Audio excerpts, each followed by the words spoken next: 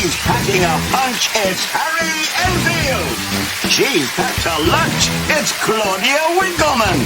And their team captain, David Mitchell.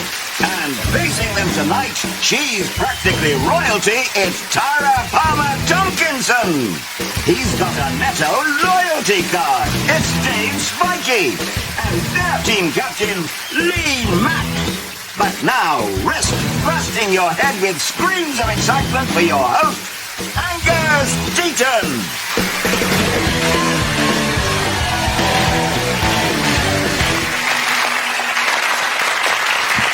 Good evening and welcome to Would I Lie to You, the show where cheating and lying is not only allowed but actively encouraged. Lying is part of everyday life for most people nowadays, as I was saying to George Clooney only last night in the bath.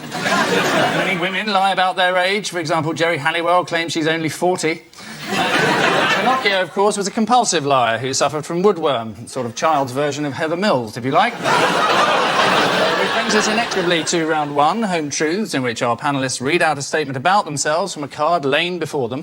At this moment in the passage of time, they've no idea whether they'll be reading a genuine truth or a hideous lie made up earlier today by a crack team of YTS trainees. The opposing team then use any means at their disposal, with the exception of blackmail and light sexual favours, to determine whether or not they're being lied to. Tara is first to surprise us all tonight. Your home truth, if you would. My home truth is that I have eaten a diamond. Why? I didn't mean to. I was at a restaurant in Paris and a guy put it in my pudding and he was so rat-assed by pudding he forgot to tell me and I ate the whole thing. Was this in a restaurant? Yes, it was in a restaurant And in he Paris. put it in your pudding? Yeah. But by the time you got to pudding, he was too rat-assed to remember. In restaurants, they don't prepare pudding at the beginning of the meal and allow you to have a look at it and pop a diamond in it so that later on... None of this adds up. I'm sitting next to Quincy. He went... I said to the people before, look, I want to surprise her, so can you put this diamond in her pudding? So he gave them the diamond And then in we had a advance. row and he got rat-assed and then I ate the diamond. End of. Right. At what point did he remember that he'd put this diamond in your pudding? Was it just after you'd eaten No, it? it wasn't just after. It was on the way back to while we were walking along the Seine. Still arguing. And then he went, oh, Jesus Christ! Could he have been lying in the same way that No, because I then went through Heathrow Airport and it went bring, take off everything. No. And everything, and then it was found to be held in my packet. They're called metal detectors, not diamond detectors. Yeah, but it's on metal. David, what are you veering? Well, there are a lot of holes in the story, but then, you know, maybe Tara's just told it in a flaky way. You see, double bluff. I think it's... What? I know. Look, There's a lot I about- heard you out there laughing at me. However, I think... Sure, there were areas where it didn't make sense. The metal detector, let it go. The bottom line is, I bet you it's true. Yeah, but I think it's the crafty kind of thing the researchers would have thought, what's the kind of stupid, tough thing? I'm going to go, it's a lie. He's saying it's a lie. He's taking that overruling personally. Claudia. Tara, fact or fantasy? It's true. It is actually true. I'm good at lying. Yeah, it's true. Tara has eaten a diamond when it was left in her dessert. Hard to know what's more surprising, Tara not noticing she'd eaten a diamond or that she once ate a whole pudding. Not knowing what happened to the diamond, but if you're in a Paris sewer and see a rat driving a Ferrari, you'll know who found it. Harry, your home truth, if you would. I can identify any breed of dog just by hearing it growl. That's a lie. How long have you been able to do this? Oh, yeah, right. Oh, yeah. This is how you put them off the scent. Oh, yeah. I've been able to do it for 5 years. How did you learn, then? I went and I visited lots of dogs. Yeah. First of all, I listened to them bark, and then I looked away. And then I heard them bark, and then I learnt that bark. Okay, do a demonstration of a Rottweiler. Woof! He can't imitate dogs. He just can recognise the growls. Okay, what's this one? It's a Rottweiler. Oh, it's a St. Bernard. No. Can you distinguish between, like, golden Labradors and black Labradors? Yes. Really? What's the difference between a golden one and a black one? You're such a liar. Well, some go woof, and the other do a slightly different woof. So you can do basically every single breed of dog. Can you do Could you, for cats example, too? just not even bother with the growls? Could you name 10 types of dog for us? Yes. Please. Go on, name them. Well, Name. now would be a Yeah. good time, yes. Golden Labrador. Yes? Black Labrador. Chocolate Labrador. Lee, Hang on, I want to see if he runs out of colours. Whippet. Greyhound. Sorry, Tara, what are you going for? I think he's lying. I think we'll have to say that's not true. you're saying it's a lie. Lie. True or lie? Lie. Who'd have thought? Yeah, it's not actually true. Harry cannot tell what breed of dog it is by hearing its growl, although some people do have a similar skill, of course, being able to tell what breed of dog is just by smelling the kebab. Our next round is called Ring of Truth and utilises the groundbreaking notion of rewarding correct answers with points. Celebrity facts are what it's all about, but are they facts or fiction? Clouds were once removed from the sky so that Paul McCartney could perform Good Day Sunshine at a concert. Sorry, what do you mean? Well, you can move clouds if you really want. What you do is, you can either fly a plane over it and drop silver oxide on it, or you can shoot a rocket into the cloud. You can basically steal other people's rain if you do that. The cloud's going over Is this a dream? No, you can do it. So you're telling me that it's possible to move No, I the think cloud? it's true. Yeah, you have to have a lot of It might sound money. like a stupid question, but why would he move the cloud? Well, because Good day sunshine, good day yeah. sunshine. It can't be good, bold, cloudy day sunshine. Just the song's called Good Day Sunshine doesn't mean you have to have the cloud move. Yeah, but Did he, you're when he Paul sang Don't Let McCartney. Me Down, did he tape himself to a lamppost? It's like at my 21st, I didn't want clouds, so my dad had them removed. What? At my 21st, it was outside and we didn't have a marquee, so removed the clouds. Yeah. People Did he really? Did he send up planes? I mean, Yeah, are you 2 sure not planes. confused? Did you honestly, at your 21st birthday, get a cloud moved? No, I got more than one. There was, oh my God. The whole sky just over our house in Hampshire was blue. Yeah? Just to match my dress. You spoilt. That's incredible. I'd like to add that was a lie. Of course my dad didn't have clouds removed, and I never even had a 21st. God, you guys are so gullible. The sun slightly shifted to the right, but not... Tara, why have you started lying to your own team? Lying is a skill that's useful in this game, but you've found a way of using it that doesn't help you. It's called weather modification, is what they call it. What I don't understand about that is Paul McCartney is doing this concert for money, isn't he? He's doing a musical tour for money. Yes. That's his job. People are going to turn up to watch him sing Good Day Sunshine, whatever the weather. Why is it worth his while to spend $40,000 getting rid of the clouds? You could have asked the crowd, look, I've got 25 grand here. We can either get rid of the clouds or it's vodka for everyone. It's always sunny when you're pissed. But to your answer. The fact is, you definitely can do it. The question is, did Paul McCartney have it done No, for this one honestly, day and they song? were removed at my 21st. I just didn't like You it when you did said really? spoilt bitch, but so I lied. But yeah, it was a double bluff. But yeah, I think you they did were have it done, removed. really? Yeah. Okay, well, so we can keep it in, because I don't want to lose that story. I'd like to redress my comments. No, it's true. That's a really good idea. Well done for being so wealthy. Did you really have that, though? Yeah, you could do it. You don't need a big old Gulfstream, just a little plane. To be honest, actually, it's not a thing about being rich. It's slightly to do with being rich. If you get a plane to move a cloud, it doesn't, surely. I'm saying it doesn't have to be a Learjet. I mean, we live on a farm. You don't As have- opposed to these few. council estate Cessna light aircraft, you mean? Do you think some of the problems of drought in Africa have been caused by too many people having 21st birthday parties too close to each other? So, David, what are you thinking? I think it's eminently plausible, unless my team overrules me. Well, I'm not. I'm going to remain silent, and if you're wrong, I'm going to really be furious with you. So, no pressure. They're saying it's true. Lee? Well, what do you think, Tara? What are we saying? Well, I think it's true. He Okay. mustn't use my plane. I think it's absolute rubbish. Well, I'm going to go with Tara, because if she knows about moving weather, I'm going to go with that. You want to marry me now? Can I just say how hand on heart, without a hint of irony, you are, without doubt, the most frightening person I've ever met.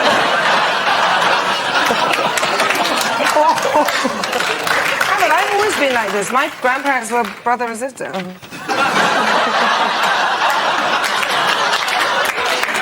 That's more extraordinary than any fact we've had on the show so far. Are you saying it's true or untrue? I'll go with Crazy Lil and say... and say it is. I'll say it's absolutely spiffing well true. OK, and I can tell you that it is absolutely true. Well done.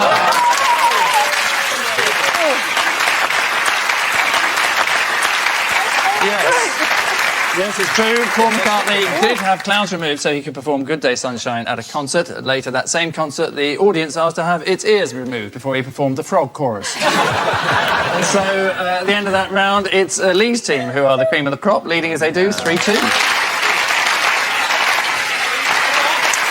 Our next round goes by the strangely decimated title of This Is My. Each of Lee's team will claim to have a close association with our special guest person. Each of David's team will then interrogate, cajole, bully and finally identify the member of Lee's team who is telling the truth. So please welcome this week's special guest person, Dave.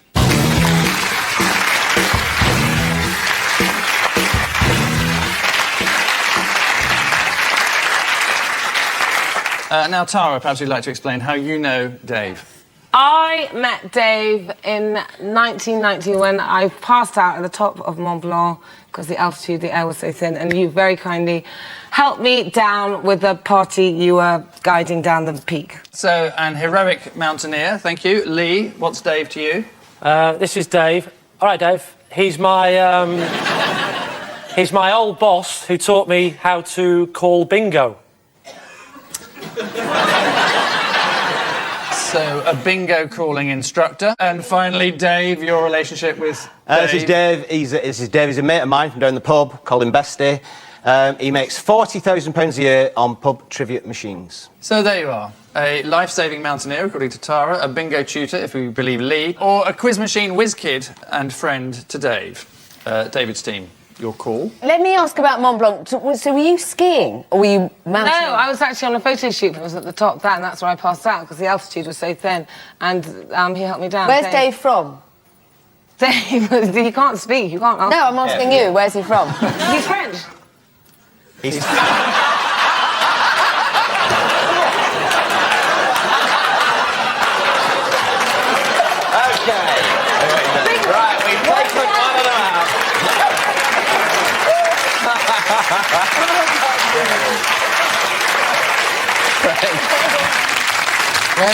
Where was Dave or Dave? No, or Le Dave. Le Dave. Where was Le Dave, your boss? Dave, the boss, was working in the bingo hall. I wanted to talk bingo. I want to give you some numbers. Do it. Any of your life. What? 86. 86, yes, that's in bingo. Do a bingo call thing after it. 8 and 6. 86. It's not hard. I've got a system for all of them. 8. Oh, you mean the little rhymes? The rhymes they do? Yeah. Okay. Oh, I see. The garden gate, number 8. 72. Look at my shoe, 72. 89. Oh, look, the weather's fine. It used to be cloudy, but luckily we got Tara's plane to blow the clouds away. Look at it now, it's very fine, 89. So, why is he called Bestie? Bessie. He's called Bestie because he lives off bacon, egg, sausage and tomato. Oh, he doesn't look like a man who lives off bacon, egg, sausage and tomato. I look like a man who lives off bacon. And, you know, even I've been known to have some fruit, so... 6 years ago. Wait, Dave's friend Dave makes 40 grand a year from... What's his favourite subject? It's just general knowledge, I think. You think? I think so, yeah. I don't follow him round. I just happen to know. Where does he I think you're telling... Oh, no. 37. Yeah, I know. I think you. Get the hang of it. Does he declare his earnings to the Revenue and Customs? If not, what's he doing on television? I know about gambling from the bingo days. You don't pay tax on winnings and gambling, you pay it before you bet. So for every 10 pence that's put in the machine, if that was true, which it isn't because the bingo's true, a penny of it would be for tax. I don't think any of them have met him. None of them. Yeah, it turns out to be Angus's nephew, is that what you're saying? It would be an interesting could twist. be. Angus, got give us a hair little clue. Well, I can't really, other than saying that it's either Tara's mountaineering marvel, Lee's bingo expert, or Dave's trivia king. I think it's Dave's, mate. I've heard about people making money from fruit machines, but not quiz machines. I think the most likely story is Lee's at the moment. And you don't seem to be considering Tara's at all. We don't absolutely know Tara's wrong. You don't absolutely know, but I think the clue was when she said to Dave, I think you're telling the truth. That could be me just bluffing. Not now you've said that. Tara could be playing this game on a higher level than any of us. Right. Whatever you say. I'm going to go. Go I on, think very it's Lee's bingo calling boss. Dave, special guest Dave, would you like to tell us exactly who you are?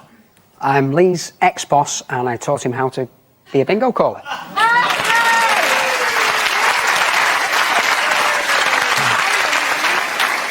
How old are you, Dave? Can I just ask? I'm 45. How old are you? Younger than you. Are you still maintaining that he's not telling the truth? You think in a minute, if you interrogate him enough, he's going to break down and go, oh, I knew I could not keep this up. I have been a fool. Many thanks, David. Many thanks to Dave Howard there, Lee's bingo calling teacher. The main skill of a bingo caller is to keep a smile on your face at all times, even as you're overwhelmed by the stench of lavender and urine. So, at the end of that round, a quick glance at the scores tells us Lee's team, who are starting to flounder hopelessly, struggling as they are, 5-3. And so, to Telly-Tales, this week our area of specialist interest is Tomorrow's World, the show that predicted the way all our lives would be in the future, although strangely didn't foresee that we would be living our lives without the television programme Tomorrow's World. OK, Harry has an intriguing piece of information loosely related to this. The flamboyant Prendeville takes the cue ball and places it for his opponent, the world champion of the year 2000. About to pick up the cue ball.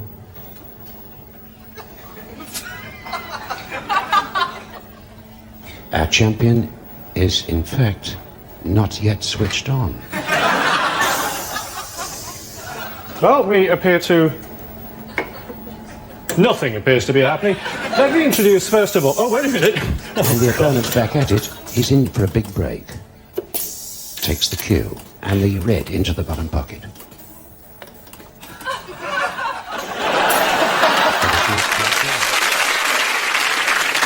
A flawless piece of broadcasting, a cheap robot, a snooker ball that has to pot, and all on live television. Who'd have thought anything could possibly go wrong? But what's Harry's related fact, Harry? One episode showcased a toaster connected to the internet that burned a weather forecast into your toast. There's too much information for my brain to digest. The toaster does... It dials up the internet and your toast pops out with a cloud, sun or raindrop symbol on it. I think it's symbol on the toast, right. I mean, I'm guessing that, you know, sailors aren't using it, are they? There's a big thing we've got to get right with the weather, otherwise we could all die. Don't worry, check in on the old World Service. No. I've got a toaster. Little sun symbol, let's get out there. Never seen again. Yes, I mean, not a very detailed weather forecast. Yeah, this sounds like an ITV weather forecast, what I'm hearing. Sunny! Not sunny! Sponsored by Powergen. It was voted one of the 80 most important ideas of 2001. Yeah, I think it's really good. You think it's true? Yeah, definitely. Tara, you got a machine that dries you when you come out of the shower. Yeah, I do actually. How do you know that? The Filipino boy told him. It's what? It's just air. It just counts like a whole room. It just air. Well, most people have air in their bathrooms. Hey, what's the it's problem very with towels? unhygienic to dry with towels, apparently. Right. How many people die of towel-related disease? I mean, this is a level of hygiene that clearly doesn't actually matter. Look, let me tell you. Like when they say there are more germs on your chopping board than are on your Lucy. Well, if that's so, it clearly doesn't matter, does it? Because they don't do anything And to I you. just say before you shoot me, I didn't design my bathroom. Someone else put the air in. OK, we're going to push you for an answer. I'm going to let Tara make the decision. True. But you are team captain. Your word is final. Yeah. OK, that's true. Yeah, because he follows. I've got him under my spell. Let's see if they are remotely correct. It is a true. It's a truth. Yes, it's true. Tomorrow's World did feature a toaster that burned the weather forecast onto your toast, and proof, if proof were needed. Let's see what we can expect from the weather. It's a prototype, so I have to help it a little bit. A bit cloudy that side, but this is the side that matters, and look, tomorrow it is going to be cloudy. That is shit. That is really shit. I imagined how it would be, and I imagined it about 10 times better than that. Tell you what, doesn't it look more like, looks like there's going to be an atom bomb dropped on us. Again. Oh. No, I think it's brilliant. That could become addictive every morning. Oh, I wonder what it's going to be. Don't open the curtains, let's wait. And then it comes out. It makes life fun. It doesn't sound like you have to struggle to make things fun. That's fun. Ooh, I can't wait till a vague shape on my toast gives me a shit idea of what the weather might be like. Then I'll open the curtains, it'll be different, and that'll be fun. So at the end of that round, it's David's team who are beginning to feel the heat behind as they are 6-5.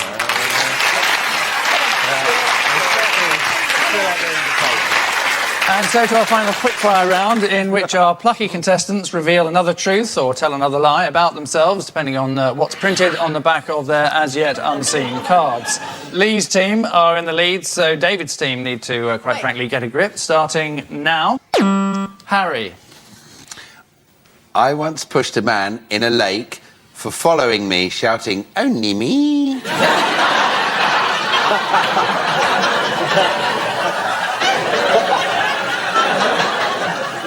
I really hope this is true. Which lake, Harry? Were you on tour, or was it? It was a lake in Cumbria, but it wasn't Windermere. So how exactly did you push him? He was in my private area, if you know what I mean. I don't, I just went... I can't use the language I use, but I did just get... Did the man get really wet? Yeah, he was in the lake and yelling. What was he yelling? Only me drowning. The poor bloke could have been on the phone, couldn't he? And his wife could have been saying, "Who are you with?" It's only me.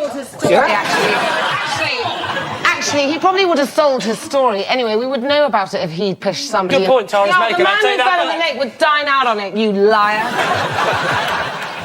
Making a decision is probably the best way of progressing. It's a lie. It's a lie. Are you going for lie? Lie, yeah. Dave? Lie. OK, I'll go with my teams and say that is an absolute lie. He's saying it's a lie. Ah. Misery. Hi! It is a lie. Complete rubbish. Yeah, it's a lie. Harry has never pushed a man in a lake for shouting "Only me." It's childish, immature and irritating to repeat Harry's old catchphrases back at him, something which is well known to everybody peeps in it. Next. Dave. I bunked off school to go to London with a boy called Dick Whittington. How old were you? I was 16. Was he really called Dick? It was Richard Whittington, obviously. And did you call him Dick? Of course you did. Obviously See, you did. that's where no one would call their child... If you were Mr. Whittington, would you say, I know, I think you would. I'm going to call my child Richard? Some people do it. I know somebody called James Bond and a guy called Jack Russell. Yeah, but you're a hooray and they do ridiculous things. What did you do in London? Why did you Well, bunk we off? just said that his uncle knew the Beatles. They were on doing a public appearance in Carnaby Street, opening I don't know what. And if we went down, he could get us a ticket, we'd get in and we'll meet the Beatles and he'll sign his autograph. Was he your best friend at school?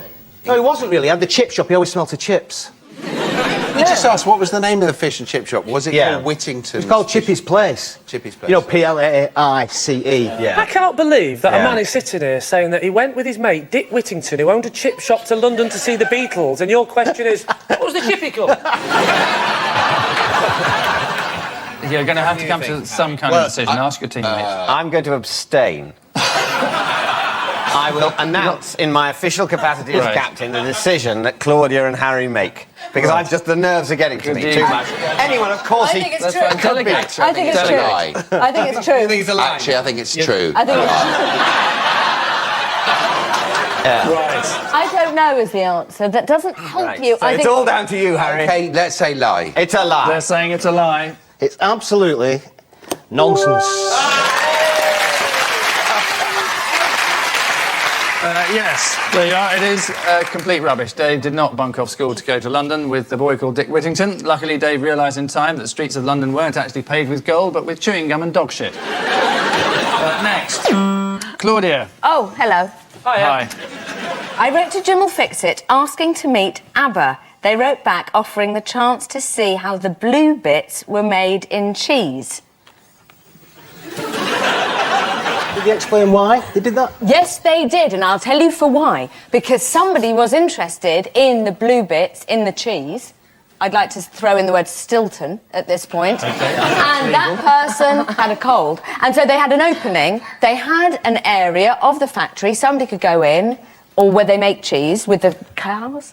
Cows, yeah. The cows provide the milk. They don't manufacture it.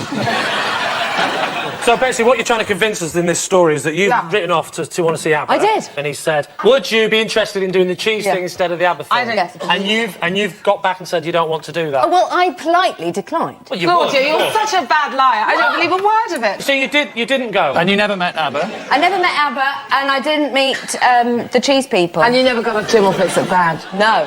Lee, a decision of some yes. sort. Tara, what do you think? I think Claudia's lying. And what are you basing that on? I just know Claudia. I think it's accepted. I think, yes, that she probably wrote and wanted to see ABBA, but they wouldn't offer you cheese. Yeah, exactly. That's the bit I'm doubting. It's the cheese bit. Should we go with the lie then? Yeah, I'll go for the lie. I think Claudia might be lying. OK, Claudia. OK. Truth or lie? I will tell you. Okay. It is actually true. Ah, you're so good. It's completely true. Yes, it's true. Claudia did ask Jim'll Fix It if she could meet ABBA, but was instead offered the chance to see how the blue bits were made in cheese. So Jimmy's quite keen on seeing how blue mouldy bits develop. That's why he stayed with his mum so long after she died. The blue bit in cheese is, in fact, a living fungus that smells slightly off and serves no useful purpose, much like Sir Jimmy himself nowadays. Enough. I'm sorry, it's well out of order. Enough about Jimmy Savile, or to give him his full title, Sir Jimmy Savile, the creepy old man who washes his pants in the showers.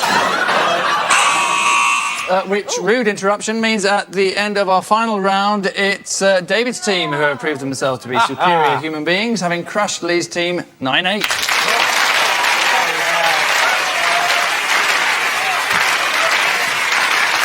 So, night-long celebrations for David's team, the joy of having taken part for Lee's team. And we leave you with a reminder that according to a recent survey, the 3 most commonly told lies are the cheques in the post, your hair looks just fine, and I was only trying to perform the Heimlich manoeuvre, officer. Good night.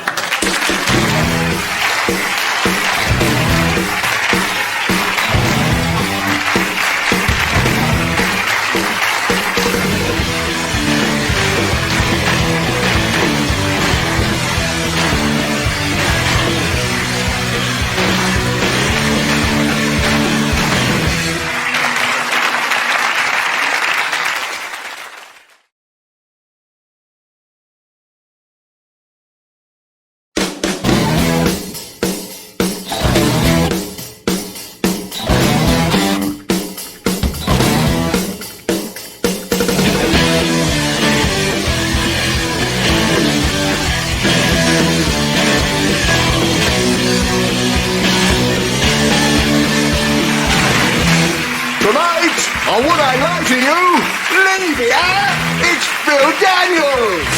I say, it's Michael McIntyre. And their team captain, David Mitchell.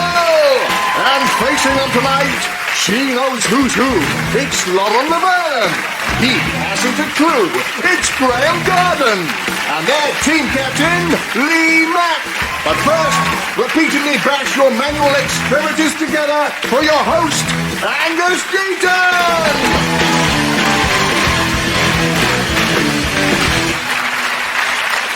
Good evening and welcome to Would I Lie to You, the only show where you have to spot which of our panellists are cheats, fibbers and downright liars. 1 in 5 people tell lies in the workplace, though if you work at a call centre, that figure rises to near a 5 in 5. 2/3 of all CVs contain lies, most often about age. For example, Jerry Halliwell's CV states she was born in the 20th century. And there is a machine that can distinguish between truth and lies. It's called a wife. Which brings us hurtling into round one, Home Truths, where our panellists read out statements from the cards in front of them. As yet, they don't know what's written on the card, a true fact or a whopper of a lie. Ideally, they need quick wits, a poker face, and in a perfect world, the ability to read. So with that in mind, Phil, you're up first. In real life, my next-door neighbour is called Ian Beale. Your next-door neighbour's called Ian Beale? Yes. Right. Where do you live? In Gospel Oak.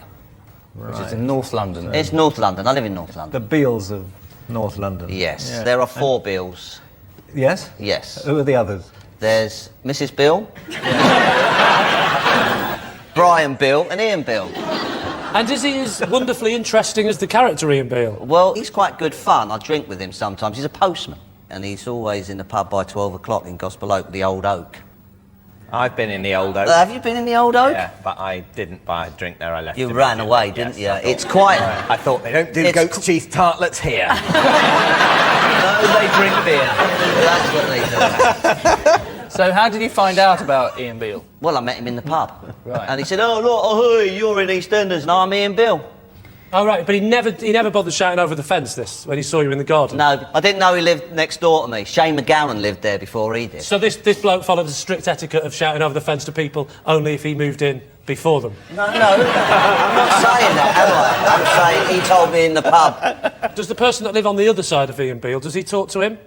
Over the fence? Sylvester McCoy? No. The real Sylvester McCoy or The real Sylvester McCoy. Lives next door but one? Yes. Do you know, suddenly, for the first time, I'm starting to believe him.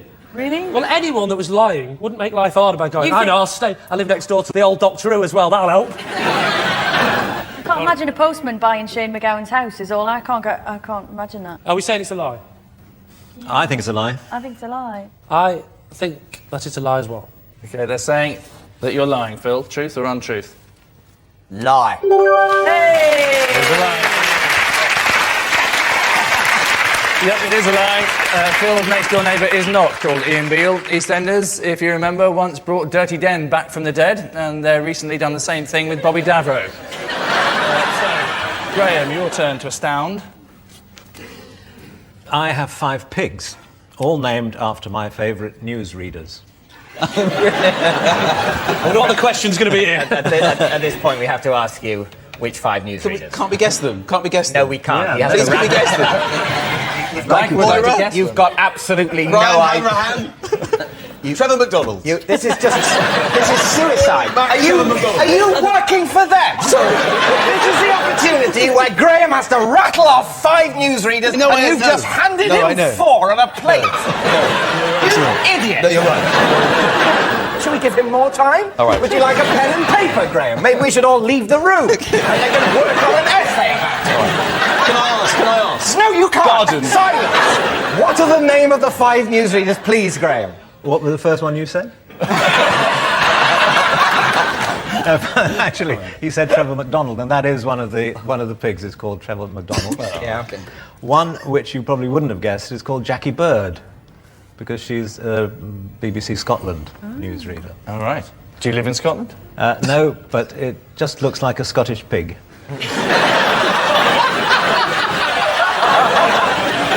First one I had was called Robert Dougal. Do you remember him? We're going way back. Quite an old pig, then. Angela, obviously. She was before your time, probably. And my newest piglet is Natasha. After Angela.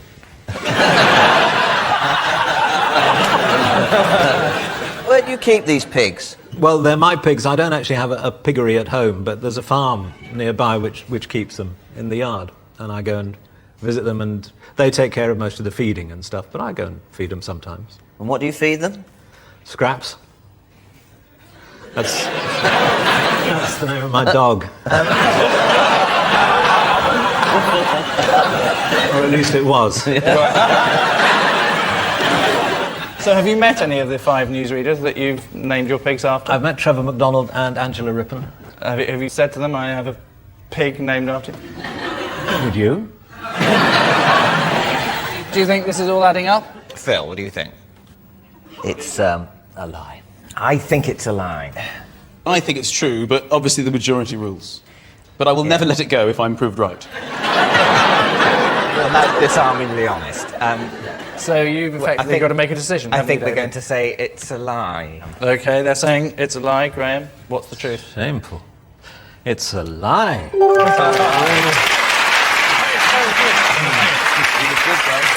Yes, it is a lie. Graham does not have 5 pigs all named after his favourite newsreaders. Many newsreaders end their broadcasts with an amusing and finally story, as nothing takes the edge off the murder, starvation and war in the world like a monkey riding a horse. And lastly, Michael, your turn in the confessional. Oh, I should say, now that I know the rules, I'm going to be all over this. I recall that there are, like, tells, aren't there? People have tells, like when you wink or flare your nostrils or look away, so I'm going to be doing all of them, just in case. This is a bit like when we had Harry Redknapp on the show, isn't it? For 2 weeks, I drove a car that could only turn left. When you say you drove for 2 weeks, you mean you couldn't stop? It just went on and on, turning left? No. I wouldn't like to be the sat-nav in that car. Turn right. Turn right! Will you turn right? Why could it only turn left? It was hit. My wife had an accident in it, so you couldn't turn the wheel right. You had to only go left. Why couldn't you turn the wheel right? Because the metal of the car. Hang on, Michael, don't get so technical with me. The metal of the car, yeah? Give me more specific. What bit of the metal of the car? The metal bit. It was the front bit over the wheel was bent into the wheel, so you could no longer turn the wheel to the right. So at no point in the 2 weeks you were driving and there was only one way to go, which was a sharp right. At one point, yes. You're at the corner of a road, sharp right. You're at that corner. Yes. You realise you can't turn right. Yes. Tell me what happens next. You go left, left, and you left. You can't. You're on a sharp bend to the right. There's no left. I wouldn't have been there because I've pre-planned my journey. It's very frustrating when you've got to be there and you realise the only way to get there is to go left, left, left, left, and left again. That's why it must be very annoying to be a ballroom dancer. Because you've just got to get there, and you've got to go round and round. It'd be quite simple just to go plunk. Graham, what do you think? I think he's lying. Lauren? I think probably lying. We all think as a team that not only is it a lie, it's a pretty bad lie. In fact, a lie that you should be ashamed of, and you should leave the show immediately. It's just over there, and you're right. You might have to go through there, through there, through there. How do you like this? It's true. Get over yourself.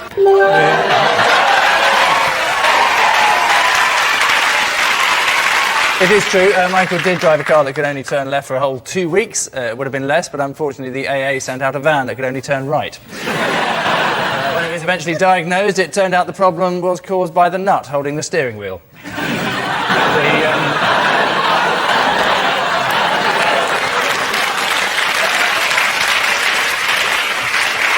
And so, to Ring of Truth, around on the surface quite simple, but in reality even easier. I read out some bizarre statements about celebrities and our teams take turns to decide whether those claims are truth or trash.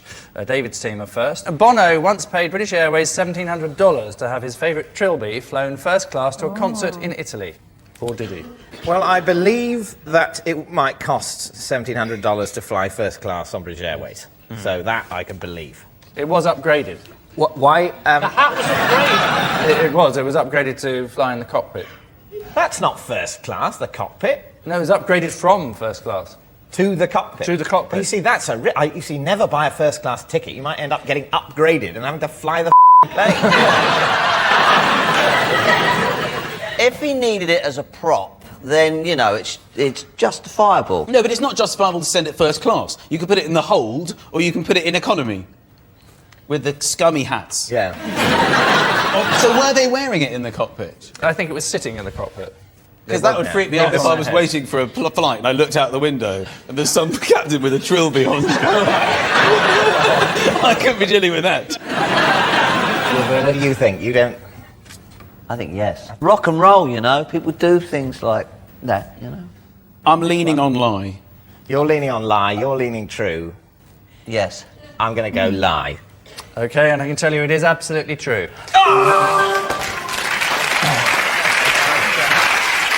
Yep, it is true. Bono did once pay $1,700 to have his favourite trilby flown first class to a concert in Italy. In a totally unrelated story, on the same day, British Airways staff set a new world record for wiping their asses on a hat. Yes, every 3 seconds, Bono does something annoying. Lee's team, you're up next. You may find this slightly strange. Well, I first started reading bottoms about 4 years ago at a party. It was a friend's birthday, and because I'm always saying, no, you can read anything, and the guy says, oh, well, read my bottom. And I did do, and made some predictions, and they came true, so that was how it started. Your boyfriend, is he having problems with his car at the moment? Yeah. He's very enthusiastic about this car as well. It's his happy project, isn't it? His baby, if you like. Do you think I'm on the right career path?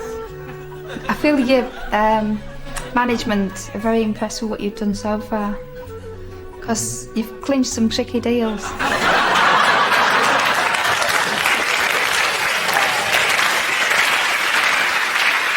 Michael, that wasn't your wife, was it, when she said, is your boyfriend having problems with his car at the moment?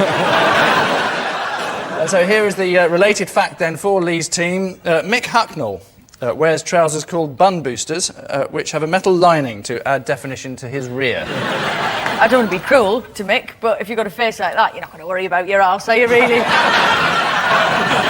See, I believe that women would have them, because women are quite open about improving themselves like that, but blokes tend to be a bit more coy. But well, they are made for women, these jeans. So he's got the arse of a woman when he wears them. The moment of truth in the bedroom, you know, assuming that this arse actually pulls somebody, you know, that's going to be a time when, even with the lights off, you know, there's going to be a terrible clang. When What do we think? I can't imagine it. No. Graham? I think he did. Do you? Based on what? Just want to put you on the spot. I think it's a lie. You're saying it's a lie, OK, and I can tell you it is, in fact, a lie. Well done. It is a lie. Mick Hucknall does not wear trousers called bun boosters to add definition to his rear. It must be strange to come from the Manchester music scene that spawned Shaun Ryder and Bez and still be known as the ugly one. Which means at the end of that round, it's David's team who are sitting prettiest, ahead as they are 3-2.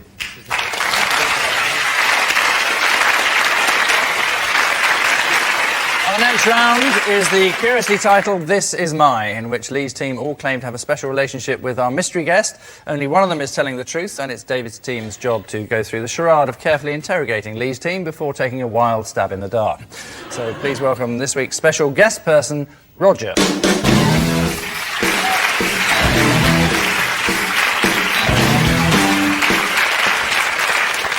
So, Graham, what is Roger to you? This is my friend Roger. I presented him with a prize at the Chipping Norton Giant Vegetable competition. Lee, perhaps you'd like to explain how you know Roger? This is Roger. Together we ring the bells at the local church. And finally, Lauren, what's your relationship with Roger? Obviously, yes, Roger. Hiya, you're right. It's a bit embarrassing because Roger actually removed a tattoo that I had of the Fonz. So, there you have it. A vegetable-growing champion, if we believe Graham, a church-going bell ringer, according to Lee, or an expert Fonz tattoo removal surgeon, if we believe Lauren. David's team, where to begin? Right, Lee, what's the church? East Molesey Methodist Church. What's a bell ringer called? Well, I'm called Lee, he's called Roger. What's the term? We haven't all got the same name. That would never work. What's the term for the practice of bell ringing? Campanology. OK. What? Is that right? Weren't expecting that, were you, Mitchell? Can I just ask, Roger, if you could just turn around a little bit, I'm going to try to read your arse. Notice the way you can only turn to the left. It's interesting. I got a lot from your arse, but nothing to do with this round. Right. Maybe you'd like to go back to the bell ringing. A Methodist church with a bell tower. Brilliant. That's unusual, isn't it? Are you a practising Methodist? No, I'm an expert. How many times have you rung the bells with Roger? How many times I've rung the bells with Roger? Probably about 6 times, but So I've done it about 8 or 9 times, 10 times. What was it about 2.5 months ago that said, I need a new hobby? I met Roger. I was at a neighbour's party, and we got chatting. I'd had a few to drink. I started doing what most people do, which is slightly jokingly ribbing him about his hobby. And then he said, well, you should come down sometime and try it. So for a laugh, I did. And it was actually quite good exercise. So I thought, you know what? I'm going to do this. David, would you like to interrogate any of the others? Right, yes. Why did you get a tattoo of the Fonz? It was kind of like a sort of late 90s ironic statement. Like, oh yeah, that'll be funny, let's go and do it. You know, we're all kind of at a party, just being daft. And I was like, yeah, you know, brilliant, yeah, I'm going to do it. And went off and did it. And then obviously thought, I've got Henry Winkler on my thigh for life. How do you remove a tattoo? With a laser tattoo removal. Is it like I imagine? Is it a helmet and big laser guns? What does it look like? No, I mean... Does he walk in and go... It's like, well, I mean, obviously, you know, the person who's doing it does wear, like, glasses, like protective glasses, but not like a big welder's helmet or anything like that. And it's just like a pulse. This laser technique for removing it, is this quite a sort of surgical, posh, advanced thing? No, I mean, it's not posh. I mean, you've got to pay for it, you know. Well, I that think doesn't if you've mean posh and free aren't synonyms. All right, Cambridge boy. All right, Sunderland girl. Great. Can you tell us about the occasion? What was it? The Chipping Norton giant vegetable contest. Yeah. What do you want to know about it? What was Roger's festival? Well, Roger has won a prize several years running, but not always for the same category. So I know he did win the biggest cucumber one year, and he might have had the longest leak. So do you give the prizes every year? I give the prizes out, yeah. How do you know, Graham, if What? someone brings a sprout and they say this is a really massive sprout, how do you know it's not just a cabbage? As to be proof, it's been cut off a stalk with other sprouts on it. At the moment, I'm The thinking pigs- I'm in the love it. ridiculous situation where the massive Chipping Norton massive vegetable contest, which initially sounded like the most made-up thing I'd ever heard, is the most plausible of the three. Do you live near Chipping Norton? Yes. Yeah. So that's plausible. Phil, do you have a... I would go Lauren. Thought at all? Lauren. Phil has said Lauren, and you think Lauren, do you? I do. I'll change to Graham then. All right, well, we need an answer. So David's team is Roger, Graham's ace vegetable champion, Lee's bell-ringing chum, or Lauren's tattoo removal specialist. I'm going to go with Graham. Well, perhaps Roger would like to reveal his own identity. No, it's Graham. He presented me with 2 prizes last year's vegetable competition.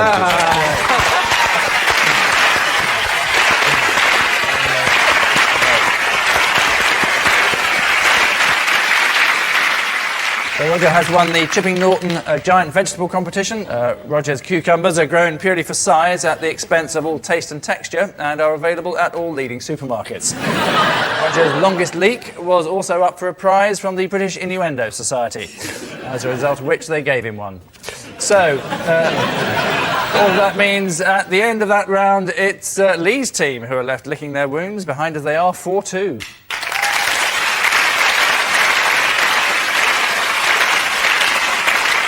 Our final round was and always will be quickfire lies, in which our panellists are selected rapidly and randomly to lie against the clock, again from a card that they haven't seen before. Time for losers to catch up, for winners to extend their lead, and for me to confuse matters further by throwing in occasional possessions, which panellists must instantly claim to own. Lee's team are behind, so need quite frankly to get their act together, starting with Lee. For 6 months, I cleaned the windows of the Empire State Building. Did you finish? I didn't finish it. Of course, as we all know, it never finishes. What? It's like the Forth Road Bridge. No, it's taller. Oh, right. So when was this in your life? About 1987. Right, and why were you in New York? I was just backpacking around America. And you decided, I'll stick here for... Well, I wasn't backpacking around going like that and going...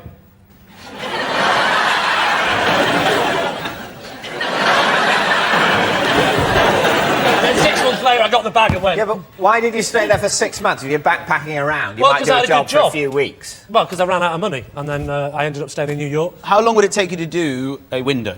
It would take roughly... it would take about an hour, something like that. No, hour per window, no way. I feel very much that this is true. Well, I feel very much that it's a lie. Lie. Lie. They're saying it is a lie. Lee? It is, in fact, a lie. It's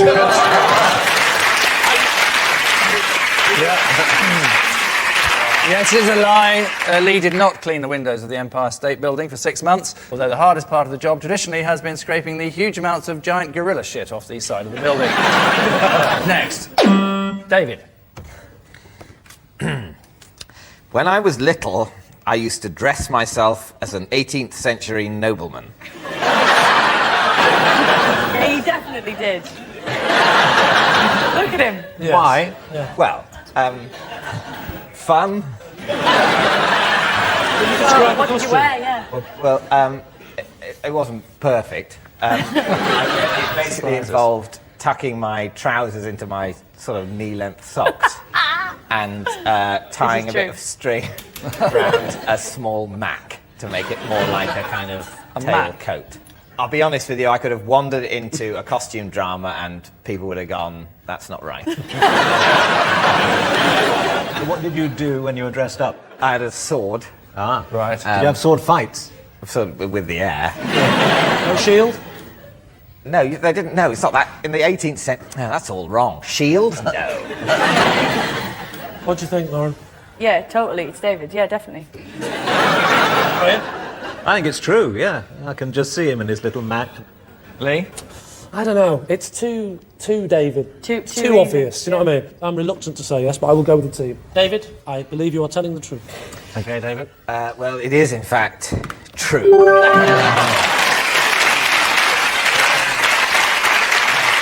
Yeah, it is true. David did dress as an 18th century nobleman when he was little. The 18th century was a vibrant period, richly populated with impressive historical figures. Voltaire, Dr. Johnson, Russell Brand. Next, Lauren. I got my head stuck in railings 3 times in the same week. Recently? Or... No, this is when I was very little, quite young. What were you trying to achieve through these railings? Well, nothing. I wasn't like trying to get to the other side. I'm not a fucking idiot, am I? Well, how long was your head in there? When you're a kid, time flies, doesn't it? No, quite the reverse. When you're a kid, time feels a lot longer. A year when you're like 3 is a third of all the time you've known. Yeah, it felt like ages. Did you freak out and scream and cry, or were you sort of calm about it? I think I was kind of like stupid enough to do it, but intelligent enough to be embarrassed. So I didn't make too much of a fuss. I was just, oh God. How old were you? Like a kid, like 6, 5.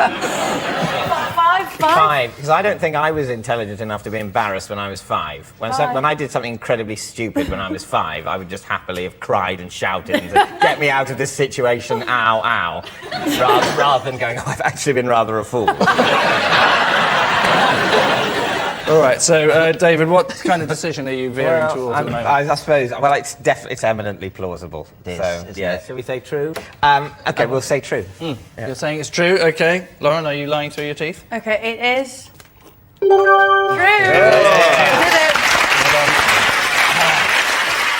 Yes, it is true. Lauren did get her head stuck in the railings 3 times in the same week. Still, it made a change from the traditional Sunderland pastimes of dogfighting, badger baiting and marvelling at electricity. Next, Phil. Possession. Right, you need to look inside your box. Tell us what it contains. These are the slippers Sting sent me for my last birthday. Wow. Not that cruel, to be honest. Believed you up to that moment. Right. Why did you buy your slippers? Because in Quadrophenia I had a scene where I wore some slippers similar to that, and... No, you didn't. I know that. Oh, yes, I did. What scene? In the bedroom. You don't say. When he was looking at the wall, the pictures of girls on the wall, and he had a pair of slippers on. Yeah, I remember the scene you're talking about, and you could be right, but I'm like, kicking myself. Sting was in Quadrophenia, wasn't Yeah. Yeah. And I did this thing. I went to a signing. Right. And we started chatting about the old times, and things happened, and I got them as a bit of a joke. He must know you pretty well to give you slippers that match your shirt. Not bad, eh? What do you call him? Do you call him Gordon or Sting? Sting. You don't call him Gordon. No, you don't. No. Don't call him Gordon, it's No. his name. He won't. He's decided that names aren't good enough for the likes of him. He's gonna take a verb. That means everyone thinks he's good and no one thinks he's a twat. Can you do me a favour? Could you just put one of your feet up on the desk next to the slipper? We'll check the size. Oh! They're exactly the right size. It's got to be true, hasn't it? All right, let's go for true. Yeah, true. They're saying it's true. Put us out of our misery. How would he know my size? It's a lie. Good work. Very well told.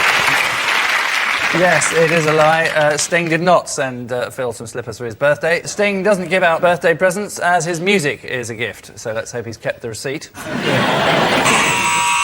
Which nasty buzzing noise means that it's the end of tonight's show, and I have to tell you that David's team are this week's masters of their own domain, having spanked Lee's team 9-3.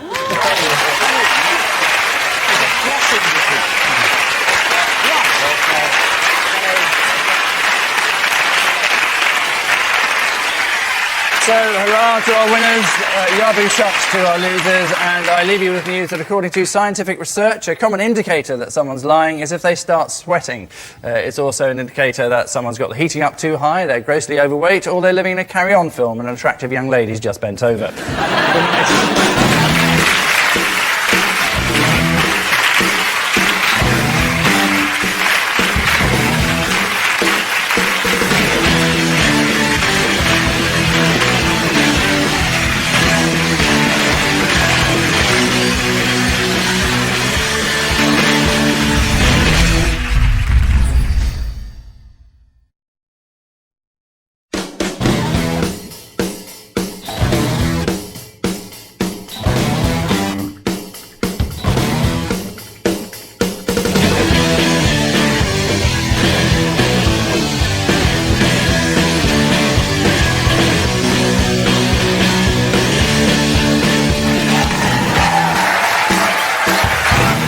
Tonight on Would I Lie to You, National Treasure, Wendy Richard, National Disaster, Russell Howard, and their team captain, the National Trust, David Mitchell.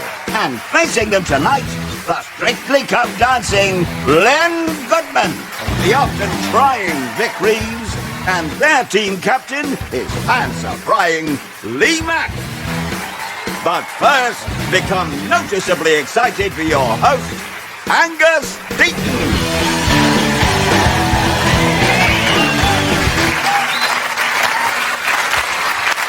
Good evening and welcome to Would I Lie to You, where over the next half hour you'll hear some unbelievable truths and some downright lies. I'm delighted to be your host. We'll be an obvious example of a downright lie.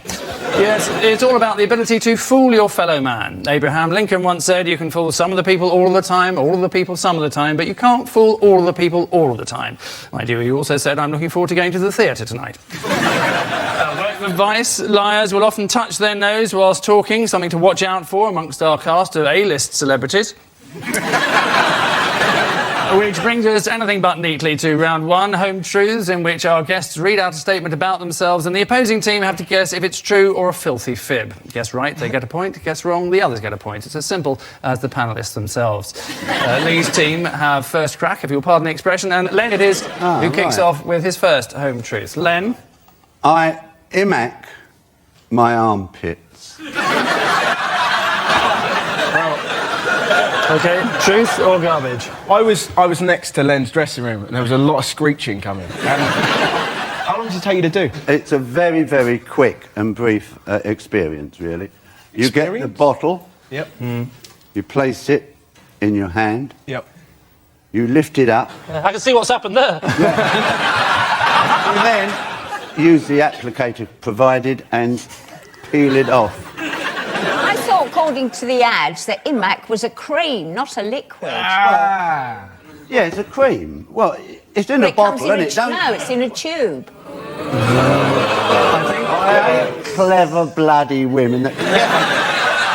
Do you do this for hygiene or Well, it all started actually years ago when I danced a lot more, and we used to rehearse in vests, really. And there's nothing worse, ladies, is there, than to see an arm full of hair and dewdrops and little bits of crustacean all floating around. There's nothing worse, especially if you're in the pub and one of them comes in, they're standing next to you at the bar, and it's all that. I think it's absolutely vile. What sort of pubs do you go to? You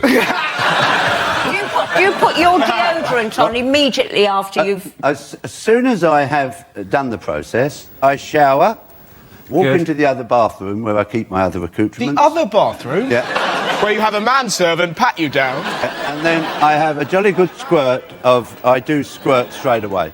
Right, well, you cannot put deodorant on immediately after you've used one of those creams. He'd be screaming his head off. Oh, well deduced. Well, I think that's a clincher, don't you? Yeah, absolutely. Right. Yeah. There we go. No, we reckon that's a lie. They're saying it's a lie. There we go. Oblivious to pain, the truth. Really? Oh!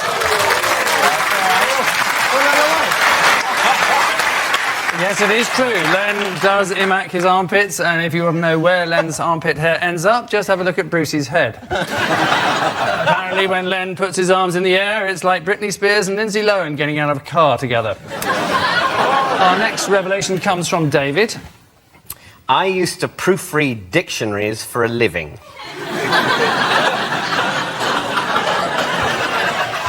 OK. Which dictionaries? They were English dictionaries. Never mind. Yes, but which one, the OED or the Webster's? They were dictionaries for learners of English. Was it laugh a minute? I have to say, what was weird about it is that because it was so boring, I became a huge hypochondriac during the process. And, you know, it's so dull what you're supposed to be doing that you start thinking, oh, I think there's a bit in my finger, I can feel my little finger, maybe there's something growing in there that's going to kill me. Or I think my left eye, I'm going blind in one eye. Right. All right, then, what's the first word in the dictionary, and you can't have aardvark? It's A or A. You can't have two guesses.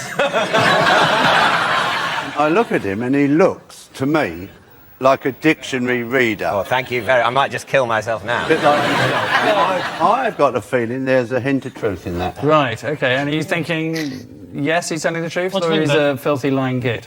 It's true. Is it true? Yeah. My team think it's true, so we're going to go with true. OK. You're saying that I look like a man who's gone to the depths of tedium and not come back. Yeah. Well, that's because I am. It's true. Yes, it is true. David did proofread dictionaries for a living. Yes, ladies, his middle name is Danger. He claimed it was one of the happiest times of his life, or as he called it, the most felicitous epoch of his existential being. Proofreading is, of course, vital to any piece of writing. Even the scripts on this show are subject to rigorous scrutiny. Russell, surprise us all. I was a contestant on Junior MasterChef. Thank you.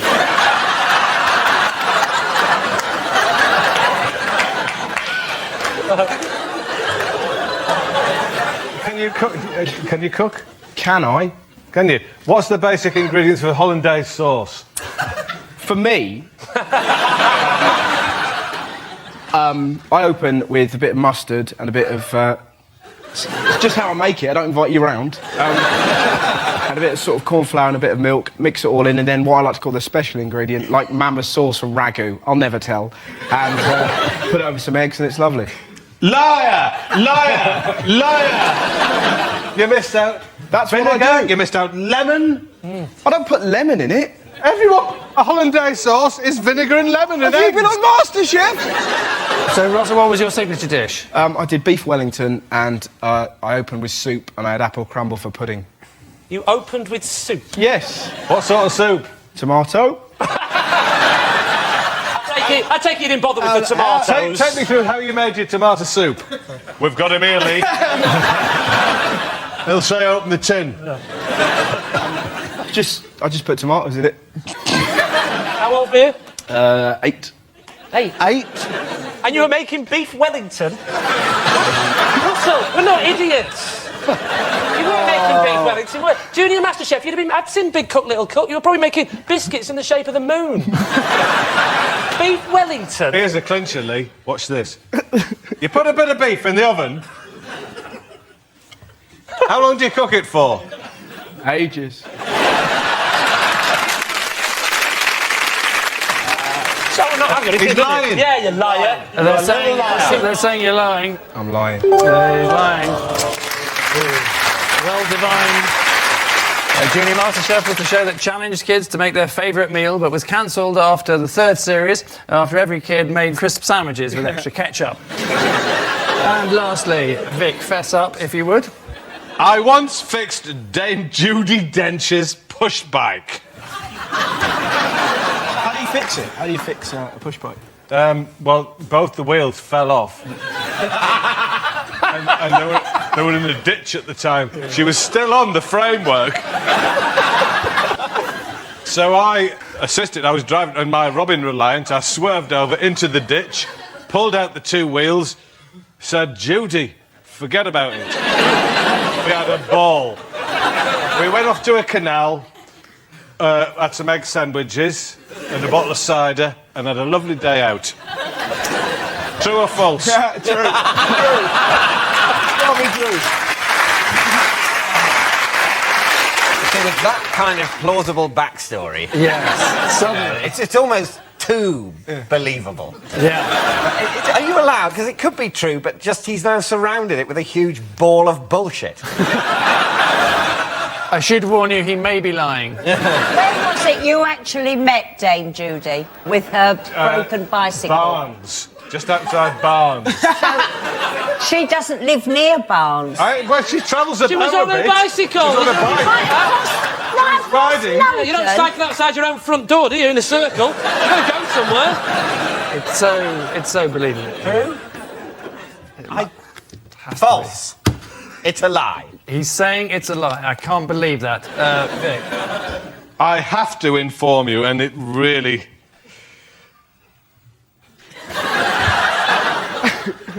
It's a lie. Yes, who would have thought? All of which brings us to the end of this pulsating opening round, with Lee's team having accrued 4 points and David's a meagre 2.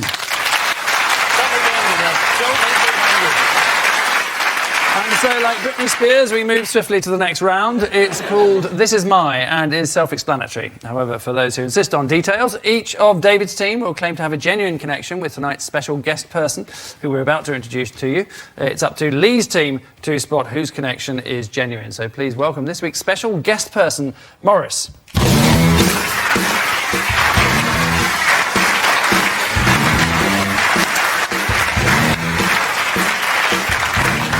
Now, Russell, perhaps you'd like to fill us in on how you know Morris. Absolutely. This is my landlord, Morris. All right. It's not going too well, I'll be honest.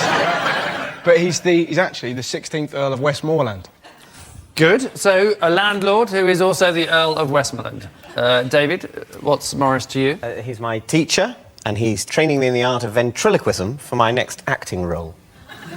So, a ventriloquist teacher. And lastly, then, Wendy, what's your connection with Morris? This is Morris. He's my hairdresser, and he also cuts the hair of Tony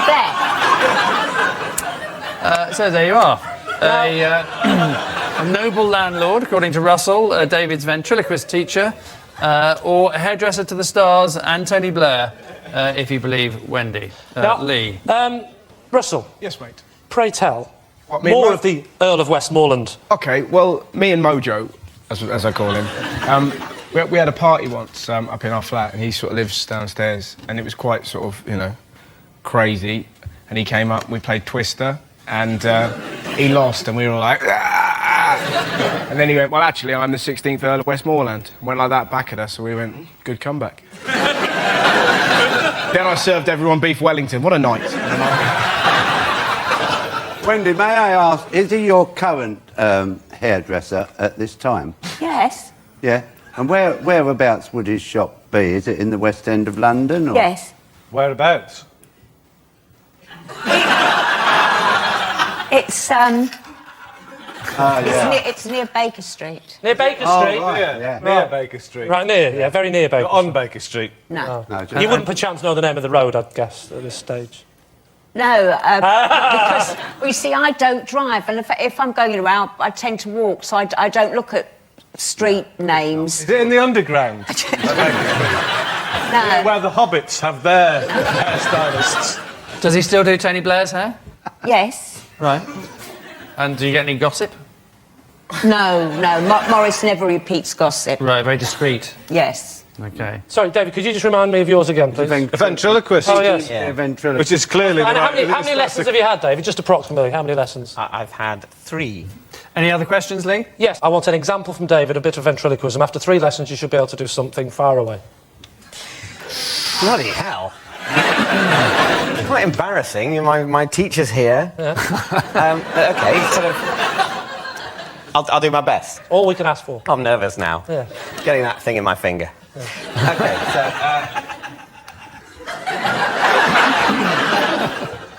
Hello, how are you?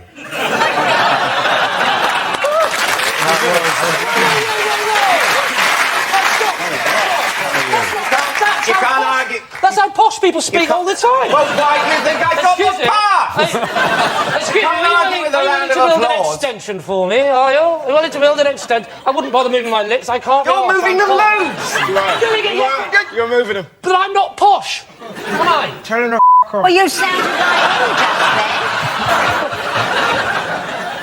him just So, Lee, you're thinking it's probably not the ventriloquist teacher? Oh, no, I'm thinking it could be. I just think David's not very good at it. I have to say that I'm not going with Wendy's story at all on this, because you've got fantastic hair, and he's clearly a scruff bag. Yeah, but... So it's either... So what it's are you... either the landlord or the ventriloquist. Or the ventriloquist teacher. What do you think, Vic? I'm going for the ventriloquist. Are you going for the ventriloquist as well, then? Landlord. Landlord? Landlord. Now the more I look at him, I can see him in a basement. Lee, your team I'm actually going to overrule you there, Len. I think it's David's ventriloquist teacher. You say it's David's ventriloquist teacher. Morris, perhaps you'd like to tell us who you really are? I'm actually Wendy's hairdresser.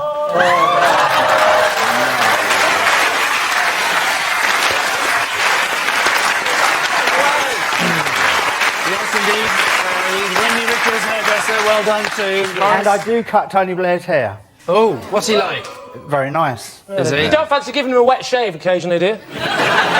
I've asked him to, no luck. Oh, what did it, though? You don't even know where his shop is. More importantly, what have you been doing in my flat? Morris, thank you very much indeed. Well done. And many thanks to Morris Miller. Managed to completely outwit Lee's team by standing still and saying nothing. It's that simple. So Morris is obviously a man who knows a thing or two about temptation. Stood behind Tony Blair with a pair of sharp scissors. I'm sure he indulges in the same idle chit-chat. Sending the troops anywhere nice this year? So at the end of that round, a quick look at the scores shows it's David's team who is steaming ahead, leading as they are 6-4. And so to the round widely regarded as Telly Tales. Each member of one team will follow up a clip from a much-loved TV show with a riveting piece of information relating to it. All their opponents have to do is to work out whether that statement is truth or tosh. Tonight we're proud to feature the Eurovision Song Contest, a fabulous and flamboyant festival of musical culture, or if you're not gay, a 2-hour lake of shite. So Lee is first up with a fact about this 1980 Luxembourg entry, Papa Penguin.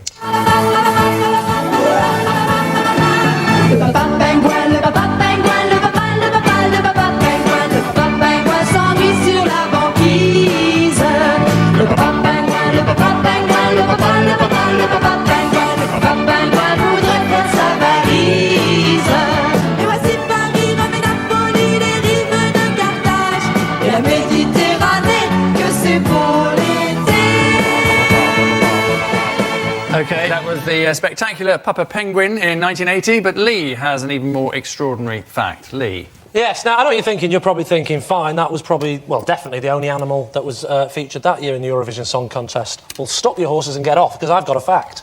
The Swedish entry that year also had a real live orangutan as the dancer. So what are you thinking? Well, Other I than- just think, can you imagine how pissed off the poor Luxembourg team were going to be? We thought we'd nailed it this year with this man who looks almost exactly like a penguin. I mean, if you look very carefully, you can tell that it's maybe another seabird. Yeah, but what about the welfare of the orangutan being made to be distressed in a programme that nobody really watches? I don't know whether the orangutan would be more upset being in Eurovision than in a better programme. There's a chance that an orangutan might find even being in something excellent like The Office quite a distressing experience, because he's not going to get it. Very few orangutans understand the structure of a script. I think critical faculties are almost nil. Yeah, he wouldn't get Terry Wogan's irony. So... Well, you'd be surprised, David. You'd be surprised. The question we have to ask ourselves, then, is how cruel are the Swedes? Are they... We should put that into Google. Are they a cruel people?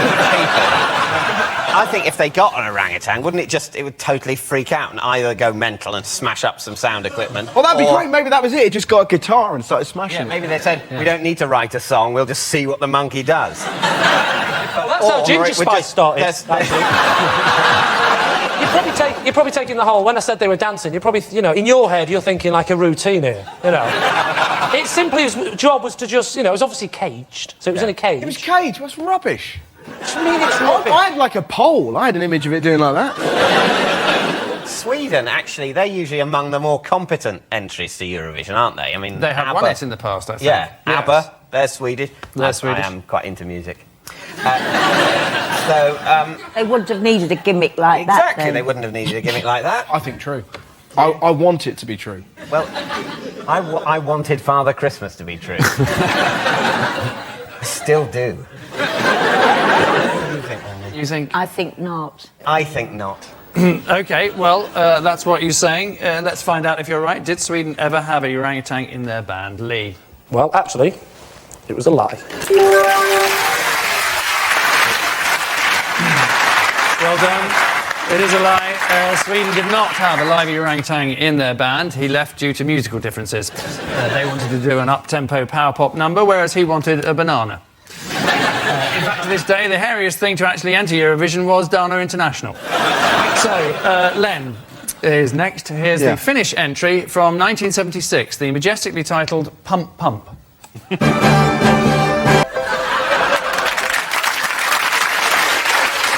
So, at long last, the answer there to the question, whatever happened to Demis Roussos? That guy ate him. That was Pump Pump, anyway, by Freddie and the Friends. But what is Len's additional piece of priceless trivia? Len? That was the Eurovision entry from Finland there, and my fact is that on the 27th of July in Finland, they celebrate Sleepyhead Day, when the last member of the family that awakes is taken down to the sea and thrown in. The question you're asking is, would the same nation that produced that giant man and those girls be the location for a frenzy of splashes? That's pretty much the connection between... So where does Sleepyhead Day come from then, Len? Well, it dates back to the Middle Ages, where evidently 7 Christians slept in a cave for 200 years. And so they came up with this sleepyhead. And I can actually tell you the Finnish for that is unikapaka. Unikapaka. Where we get the Knickerbocker glory from. Yes. Originally, it was packed with sedatives. What do you think? It does sound like one of those daft things that they would do. Yeah. You think? Yeah. We used to have a pram race in our village, so it's conceivable. People chase cheeses in Wales, don't they? Yeah. And the first person to get to the cheese, I don't know, gets the cheese. So I think this is true. OK, Len, truth or garbage? Funnily enough, it's true. Yeah. Yes. Len, we're telling the truth. July the 27th is indeed National Sleepyhead Day in Finland, where the last person in the house to wake up is traditionally thrown in the nearest lake or sea. And July the 28th is, of course, National Granny's Body Washes Up on the Shore Day. So at the end of that round, it's Lee's team who are what's commonly known as last, trailing as they do 9-4. And And so to our final quickfire round, featuring some more home truths, but this time against the clock. A random flashing light will select which of our panellists has to dish more dirt about themselves. The eternal question, as ever, being, are they to be believed or are they a lying toe rag? It's David's team who are in the lead, so Lee's team needs all the points they can get, starting now. Wendy. I have no idea how to use a laundrette washing machine. How long have you stood in the laundrette? 22 years. So you don't know how to use one. Hazard a guess. How would you think that you do it? Well, what threw me is the coins. They are tricky. And... Are you saying you've never been into a laundrette? I have been into the laundrette. No, I didn't know how to work the machine. You know, William Shatner can't really fly a starship.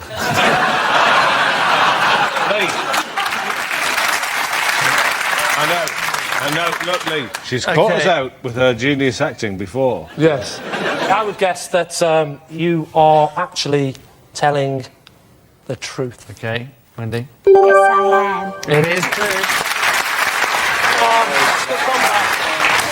Next. Lee. My parents told me my dog was dead, when in actual fact, it was in Scunthorpe. Oh, yeah, laugh it up now.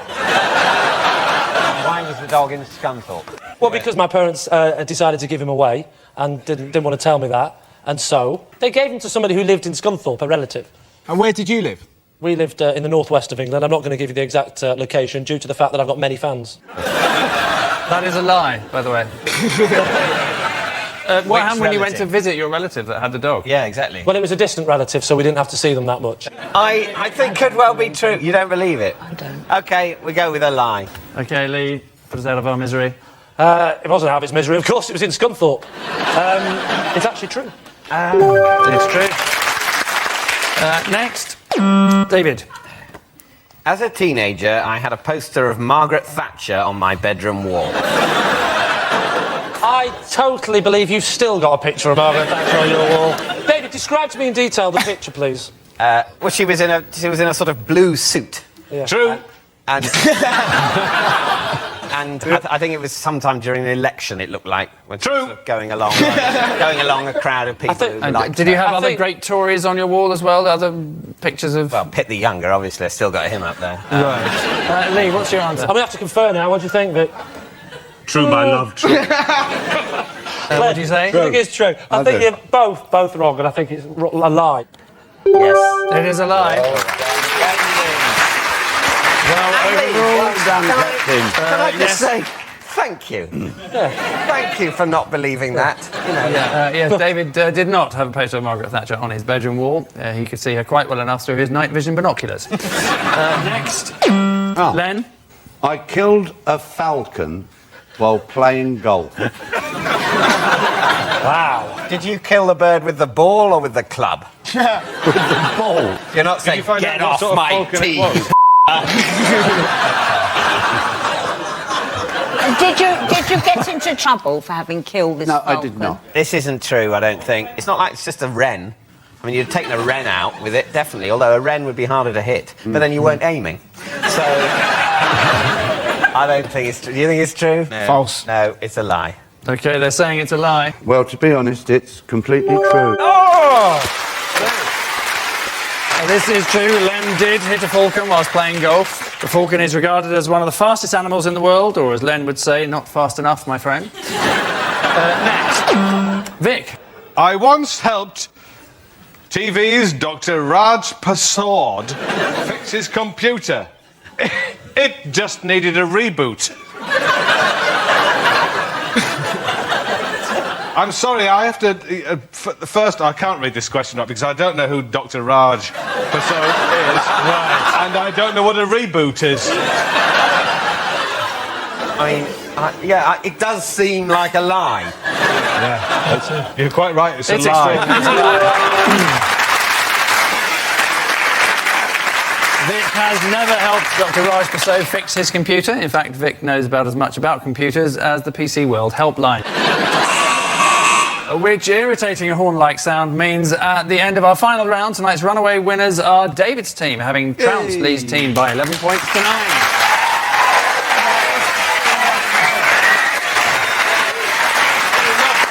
Congratulations to Dave's team and our deep and sincere sympathies to Lee's team. Yep, another lie. Join us next week for more of the same, and always remember that according to psychologists, a person who is lying will avoid making direct eye contact, which explains how David Blunkett got away with it for so long. Good night.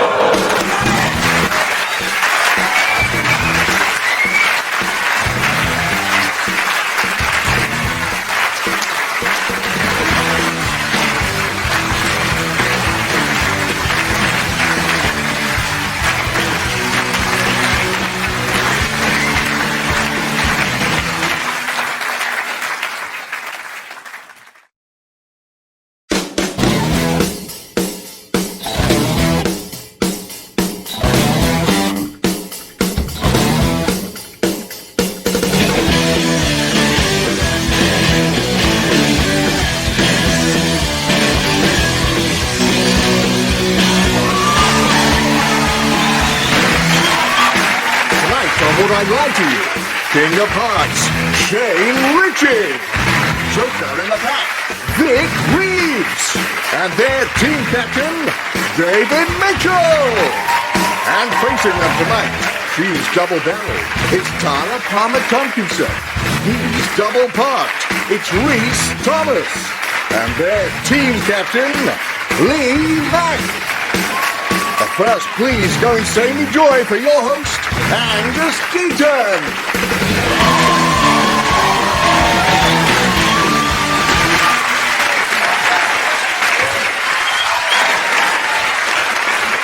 Good evening and welcome to Would I Lie to You, the show that has all the honesty of a GMTV phone-in.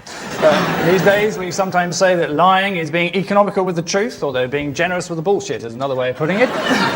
Some have built careers on being brutally honest, like Simon Cowell, for example, so likely signs that someone's telling the truth would be if they pull their trousers up to their man breasts and have their hair cut by the council. Which brings us to our first round, Home Truths, in which one of our panellists reads out a statement about themselves and the other team applies the sort of dubious decision-making skills that's led them to appearing on this show to establish if it's true or not. Remember, as they turn over the card, the panellists have no idea whether they'll be confronted with a familiar home truth or a brand new lie, as Shane will now prove. Oh, OK. Shock us all. Here we go. I missed a visit from George Michael because I was eating at a harvester. Right, truth or lie, Lee's team? Can you slightly expand on that story? No, what it was about 3 years ago, and I think it was I think George Michael was going to be paying a visit to Albert Square. I wasn't there because I was having an unlimited salad and a free bread roll. Not to be confused with Toby Carvery, because you don't get an unlimited salad there. And I missed his visit. I honestly thought Toby Carvery was one of the actors in EastEnders. Am I getting confused, mate? In a Todd Carty. Oh, that's it. Yeah. What was he visiting for? To be honest, I think he was celebrating his 40th birthday. What, by visiting Albert Square? No, he was a big fan of the show.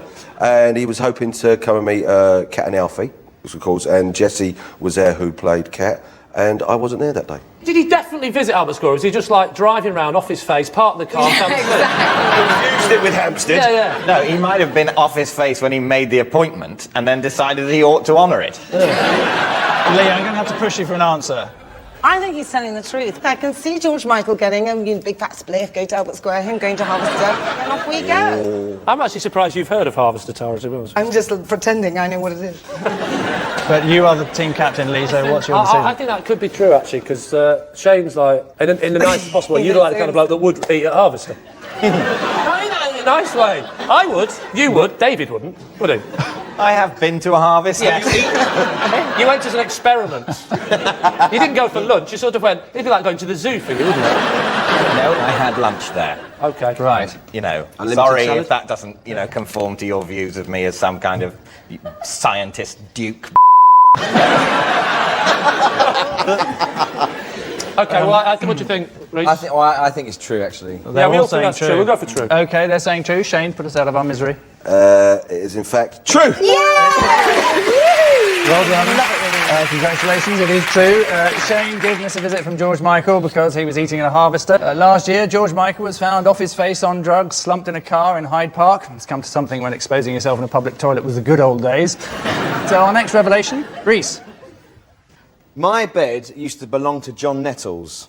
From Bergerac. From that John and Nettles. from Midsummer Murder. Where did you get the bed?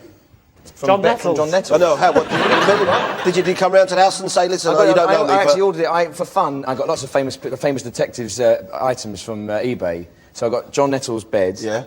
I got Morse's, foot spa. Taggart's death certificate. Didn't get it. No, didn't get it. I know this is a lie because only yesterday I was on eBay looking for Poirot's tumble dryer and I couldn't find any detective stuff anywhere. I got them. It's because I got them. Do you sleep in, or is it In just John Nettles' bed. Yeah, I think this one dated from about 1987 when Bergerac, when he was in Jersey. Right. So is this a prop bed? So it's not John Nettles' bed. No. It's Bergerac's bed. Yes, Bergerac's bed. There So is it's a slightly wrong. distinction. Nettles has never spent a He's night getting in out it. of it now, isn't Right, he? David, I'm going to have to push you for an answer. It's a lie. It's a lie. They're saying it's a lie. Reese? It is a lie. Yes, it's a lie. Reese's bed did not once belong to Bergerac star John Nettles, although his bed has lots in common with Bergerac. It's wooden, it sags in the middle, and no sooner have you got into it than you start to drop off. So our next revelation, Vic, reveal all, if you would. Oh, yes, of course I can. I have patented a device that stops cats jumping on your lap. What kind of device? It's what it is, it's a spring which you attach to your John Dory with a platform on it, and if cats jump on it, then they immediately spring off. So, for instance, if you're watching TV, listening to the radio, and you don't want a cat on your lap, which is quite often the case, the platform springs it straight off. How do you patent something? So if I want to go about patenting something I've made... You write, you send a letter in blood to the Queen. So what did And when you it call gets it? a stamp sent back by the winged messenger, you know you're patented. What's the name of the product? Yeah. That's actually got a name, to be honest. Is it name Well, then how pending? can you patent it? You don't need to. It's just the thing that throws cats off your lap. And when the Queen heard about it, she was on it like a shot. That's on the for me. device or on the... Does it come in a box? Well, it actually hasn't been. To be honest, it hasn't It's not actually out been. yet. I sent it off. It hasn't been patented. Oh, so the bit where you said you patented it. Patented, yes, but pat pending. Oh, it's pending. Okay. I've got a lot of things that are pat pending. My eel tube, for instance. What's an eel tube? Well, an eel tube is. So it's basically a cardboard tube like that you can. So you put the eel down one end, and the amazing thing is, it comes out the other end. Brilliant.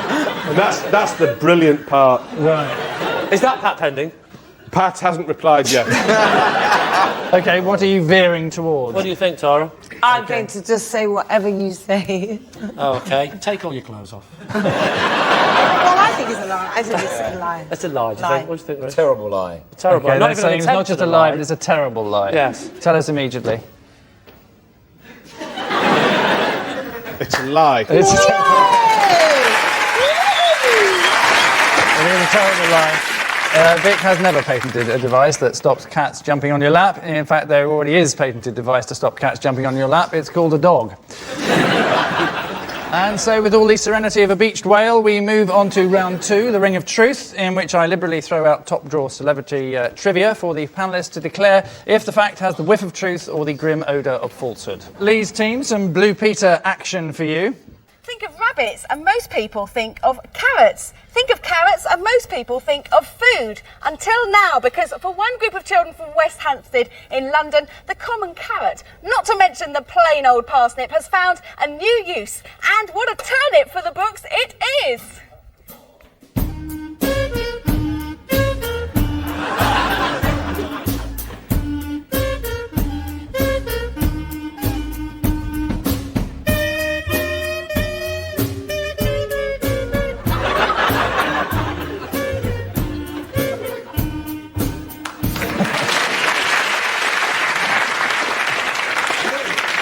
Good to know. Yes, a hark back to the great recorder shortage of 1996. To the days when we made our own entertainment, and it was shite. Incidentally, any viewers wondering about the name of that vegetable, it was Katie Hill. So unfair, she's delightful. So here's the fascinating fact then for Lee and Co. Sting has recorded an album using only vegetables for instruments. It's called The Sound of the Ground. Or has he? So are we trying to say if it's true or not? Well done. Well done. We're halfway through and you've got the rules. What are his favourite vegetables that he used? The xylophone. That's not a vegetable, that's not an a vegetable, instrument. isn't it? Caught you out. The xylophone was made out of root vegetables, for example, carrots and parsnips. And you're trying to convince us that if you hit a carrot or a parsnip, it sounds like a xylophone. There are wood xylophones. But it is the kind of thing Sting Yeah, would but do. wood's a hard, very solid thing. I mean, a carrot's a bit more... got a bit more give in it. Oh, you love a bit of carrot. I can believe that if you stick a thing in the end and blow a carrot, it'll make a tune. But I can't believe you can make a xylophone out of root vegetables. Yes, but I could completely believe that someone such as Sting would go and do something so earthy like that. That's exactly why Sting, any reference to Sting, is fundamentally unfair in a game like this. It's you about always lying. think, yeah. You can believe anything of Sting. Exactly. Sting was the kind of person we had Stalin for. Who also, incidentally, made up his own name. But, so I just sort of feel, I don't think we should need to engage with Sting. You know, we should say, no more Sting questions, because it's impossible to judge. Lee, what is your considered opinion? False. Reece, do you think it's false or true? You think it's false? Really? Yes, really. I do think it's kind of true. One true, one false. Which way are you going to go? OK, I'm going to say that's true. He's saying it's true, and it is indeed a lie. Yes, it's a lie. Sting has never recorded an album using only vegetables, but he has released an album that he claimed was of songs that were from the 16th century. These included Standeth Not So Close to Me and Message in a Flagon. So, to David's team, who have this to ponder, Al Gore can hypnotise chickens. Is this gospel or garbage? Well, I imagine hypnotising chickens is quite easy, as hypnotising animals goes. Because the chickens are quite stupid. You can probably get them transfixed on something dangly, shiny bit of metal quite easily. And who's to say whether they're really hypnotised? Actually, they look quite vacant, even when they're, totally... I mean, in a way, how much can you say that a chicken is ever in full possession of its faculties? Rare. But at what point would Al Gore, who at one point was on the verge of becoming a world leader, would sit down and go, hey, honey, guess what I can do? I can hypnotise chickens. How'd you find that out? Well, it'd be a bit of fun for him on a weekend. You can hypnotise chickens, I've done it, and I've hypnotised cattle as well, with chalk. With draw chalk? a line in front of them, draw a line down, they follow it, and they get mesmerised. Their eyes follow it, and they don't know where to go, so they stay there looking at it. Is that hypnotising or confusing the out of them? Of course it is. He comes from a place where people, spend their lives hypnotising chickens. David, which way are you tending? I think it's true. You don't think it's true? I think we'll go with true. And they're saying it's true, and I can tell you that it is absolutely true. Yes, Al Gore can hypnotise chickens. Al swings a watch back and forth in front of the chickens and in a slow voice repeats, "You are in a field in the countryside, not a tiny box in a factory with your legs broken." When Al Gore lost the 2000 election to George Bush, some said it was because voters wanted a stronger right-wing presence. Some said it was because the ballot in Florida was fixed, whereas others said they couldn't vote for a man who spent his time fucking around with chickens. So at the end of all that, it's David's team who are standing proud, boasting as they do 4 points. Oh.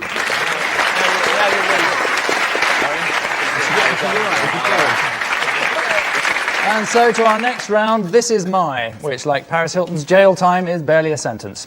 Each of David's team will claim that they are somehow linked to tonight's mystery guest, but only one of them will be telling the truth. So please welcome this week's special guest person, Richard.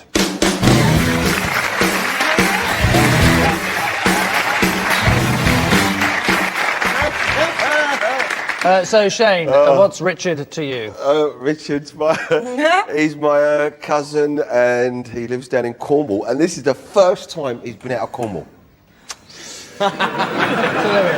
Vic, perhaps you'd like to tell us how you know Richard? Richard's my butcher, and I'm his official sausage taster. Thank you. And finally, David, your relationship with Richard. This is Richard, and he's illustrating my forthcoming children's book, The Lonely Lighthouse. So there you are. Cornish cousin, if we believe Shane, a butcher to the stars, according to Vic, or a children's illustrator of David's book. Okay, what part of Cornwall are you from? You can't ask him, he can't talk. Oh, okay. I mean, in the rules of the game, but not because he's from Cornwall. Yeah, ask it to Shane. Shane, what part of Cornwall is your friend from? Cousin? It's my cousin down near Penzance, Lansdowne. There's a little place called Larkham Grove. What? And he's your cousin? Yeah. Called Richard? Yeah. He's called Richard Ritchie? No, my real name's not Richie. What's your real name? I'm not telling you. It's all in the book, still available. Rags to Richie. Presumably from the title, yeah, it must be Rags. It's Rags. Fantastic story of changing your name by deed poll. His real name is Megan. It's Richard Megan. That's rubbish. Okay. If he's your cousin from Penzance, what does he do in Cornwall? He likes it. Well, I don't know if he's still doing. He used to have a garage down there, and he used to look after cars. But I don't know if he does it anymore because I've been down there for a while. This book, David, could you just tell us a little bit about the Lonely Lighthouse? Well, yes, I could. Is it autobiographical? Bloody hell. That's a low blow. Yes, it's about a desolate building standing alone is finally demolished. David, No, very bright. Sorry? There's a positive. You're very bright, but very lonely. So Yes, it's quite bright, nice. shining my light pointlessly into the dark. The only way I get any human company is if I turn the light off and people crash onto the rocks below me. And other chat-up lines from David. It's not. It's not that. No, it's about. There's a character in the sketch show I do called Sir Digby Chicken Caesar. We've been commissioned to write a series of sort of, well, a kind of illustrated storybooks. What was he doing in the first lighthouse? one is going to be called The Lonely Lighthouse. And he's the illustrator to your book? How many chapters are there in your book? I haven't written it yet.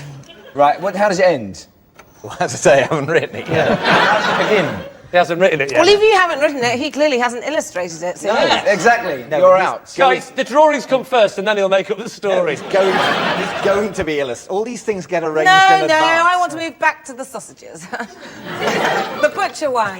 Yes, Vic, could you tell us more about the sausages? Yes, this is Richard, and I'm his official sausage tester. He makes the sausages, and I test them out.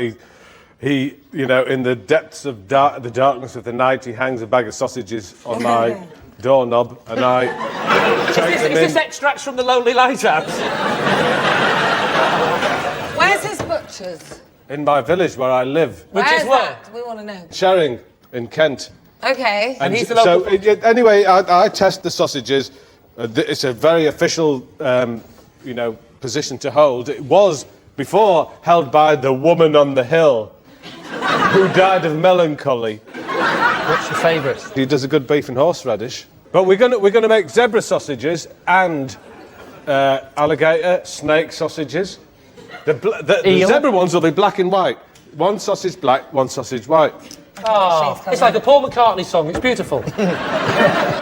So is this person Shane's Cornish cousin, Vic's sausage provider, or David's literary illustrator? Well, I think Vic is talking out of his backside. No, I don't. Well, okay. Well, I think the clue... I mean, it might just be me. Call me old-fashioned. Zebra sausage. I mean... No, I got suspicious. I don't know what it was. I would go with the Cornwall one, personally. OK. So you're veering towards... I'm veering towards David, because he did a... Or the lighthouse. Yes, because He hasn't even written the book. Well, I believe David would write a book about lonely lighthouses. What do you think? I think it's definitely Shane Ritchie's cousin. I do too. OK, Lee, you're going to have to well, either I mean, I think overrule it's or David, go but with. they've overruled me, so I'll say it's Shane's cousin. OK, you're saying it's Shane's cousin. Richard, perhaps you'd like to tell us who you really are? I am Vic's butcher. Yes, indeed. Yes, he is. He's Vic's butcher. Richard, sorry. Do you do zebra sausages? We've spoken about it for the last year, haven't we, Richard? We have. You have to bear in mind that Vic does lead a very, very strange life. Thank you very much for joining us, Richard. Well done.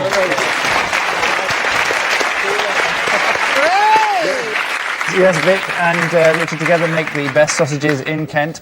One of Vic's duties is to trim off the nasty gristle, veins and cartilage and ensure that they all go into the sausages. Many people get on well with their sausage tasters. Elton John married his. So, at the end of that round, a quick check on the score shows Lee's team, who are starting to look distinctly inadequate, behind as they are 5-2.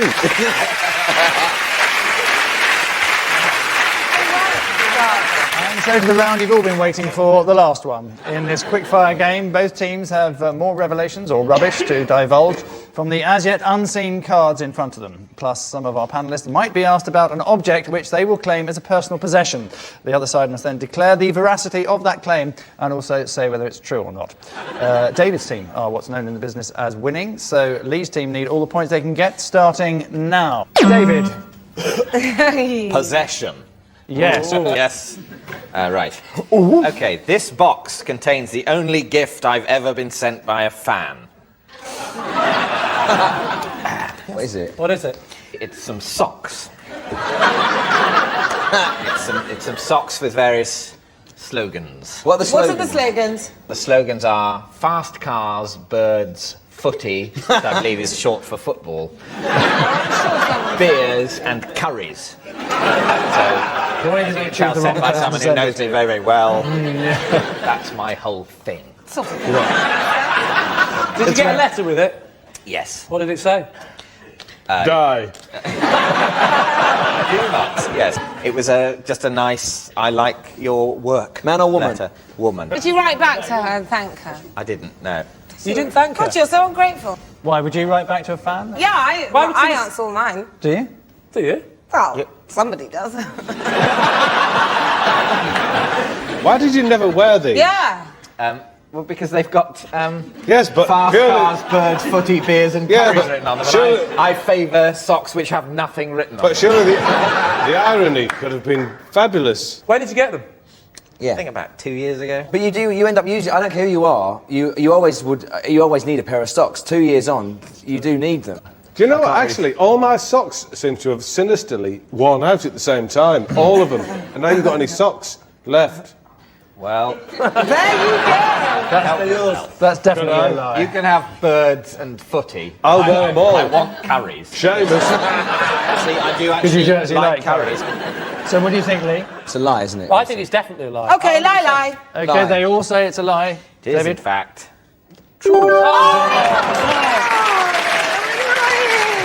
Yes, it's true. Those socks are the only gift David has ever been sent by a fan. When women threw knickers at Tom Jones, he'd wipe the sweat from his chest and throw them back. David, however, booked a walking holiday in the Cotswolds. Next. Tara. What?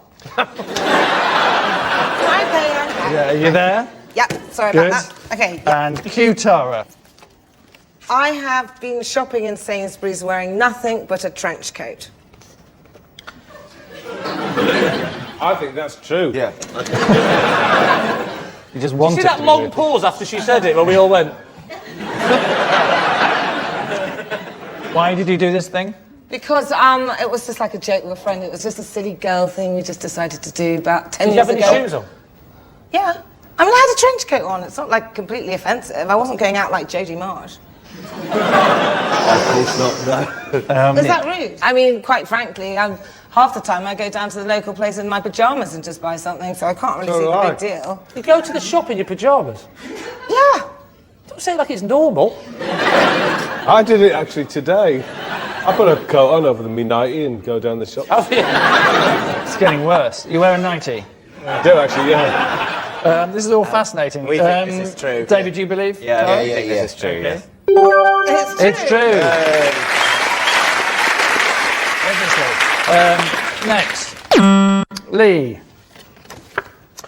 I once had a full body search at Miami Airport after making a joke about Ronald Reagan. Firstly, what was the joke? Well, I think joke's an exaggeration. It was more of a comment. What did you say? I said, I think he's a bit of a warmongerer, and instead of searching me, you should search your own country for more nuclear weapons than Reagan's admitting to. Now, I'd like to point out that I was very drunk after a long flight and thought that would arouse at least a tickly smile from the big butch moustached rubber-gloved lunatic that stood before me. But no. How long's the flight? Sorry? How long's the flight? Oh, no, you talk to a man who'd had 2 bottles of scotch. I would say we stopped actually halfway. 2 minutes. Halfway. Halfway at the Ascension Islands because I actually stopped. I stopped when I say halfway. I was on a round the world trip. So where were you flying from? I was flying from Moscow to Miami. I stopped this is true, I stopped halfway in London. I'm saying roughly halfway. After about 4 or 5 hours I stopped in London. I was doing a short round-the-world trip for about... Short trip round the world? Interplanetary traveller. It's all relative. If you go from Moscow to Miami and you're going around the world, But you went Moscow, it's a short London, trip. London, Miami. It's shorter than going around the world. That's the whole trip. It's part of going round the world. It is. Many people's round the world trip is, well, yeah, literally, I went London to London. I was never going round the world. I Sat went there watching movies. I went from Moscow to London. And then London, Miami. We refueled, and then I went from London to Miami. To Miami, yes. At which point, I drunk lots of scotch, got off my face, got off the plane at Miami, and a big, butch, mustachioed American stuck his fingers up my rectum. Which part of that story doesn't sound convincing?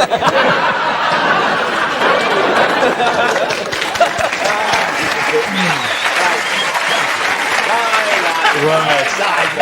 How can you lie? Right, they're saying lie. Lee, Lock him. tell us. It's a lie. Yourself out of the maker. Yes. Can I just say to the makers of this programme that how the hell, after making a joke about Ronald Reagan, I'm supposed to write that on the spot, am I? It was a great gag, though, wasn't it? Oh, what a brilliant killer that was. Ronald Reagan's got more nuclear weapons than he lets on to. Thank you. I'm here all weekend enjoying the chicken. It is a lie. It was a lie. Lee did not get a full body search at customs after mocking Ronald Reagan. He got it after requesting one when booking the tickets. Next, Shane. Female admirers used to send me timetables showing when their husbands would be out. Did you ever pay them a visit? Funny enough, some of them, yes. And when was this? This was when I was in the early 90s when I was doing a soap powder campaign. The doorstep challenge. The doorstep challenge. Doorstep challenge. Yeah, and what happened, I'd turn up at a hotel and the word would go around if I was in that particular town. Someone would slip a note on the door and it'd say, listen, just to let you know, my husband won't be in at this particular time and I'd love to see you on your own. Yeah, so that's not really a sort of sexual thing. You just want some free powder. Yeah. What do you think, Rich? It's a lie, because I've read Rags to Richie about 7 times, and that would have been a story in it, and that wasn't in the book. You've not read the book? I have 7 times. Have you? It's the only book I've read, that and The Hungry Caterpillar. And there are more holes in your book. That's a good point. Okay, Yes. we're going to say that's a true story. No, we're not. It's all on you. It's a lie. It's a lie. They're saying it's a lie. Okay, it's Shane? in fact true. It's true. Shane did receive timetables from admirers telling him when their husbands would be out. It worked like clockwork. 7:01, arrive at the house. 7:03, begin sex. 7:04, post-coital cigarette. Which nasty buzzing noise means at the end of the show, it's David's team who have proved themselves to be better people, having annihilated Lee's team 10-3.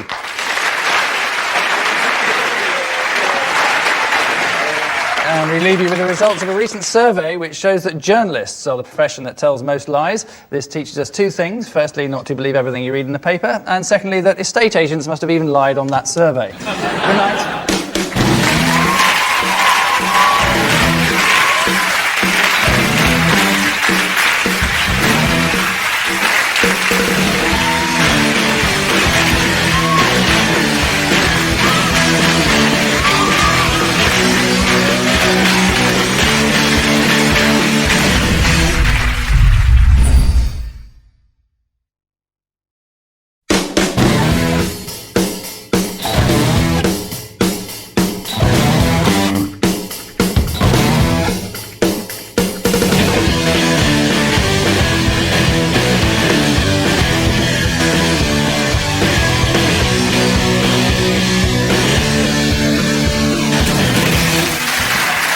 Tonight on Would I Lie to You, he hails from Torchwood, it's John Barrowman. He hails from Mr. and Mrs. Wood. It's Dom Wood. And their team captain, Lee Mack. And facing them tonight, she's a mother of two, is Faye Ripley. He's been drinking since 2, it's Patrick McGuinness. And their team captain, David Mitchell. But first, please make some noise, specifically of the exciting and welcoming kind, for your host, Angus Dixon.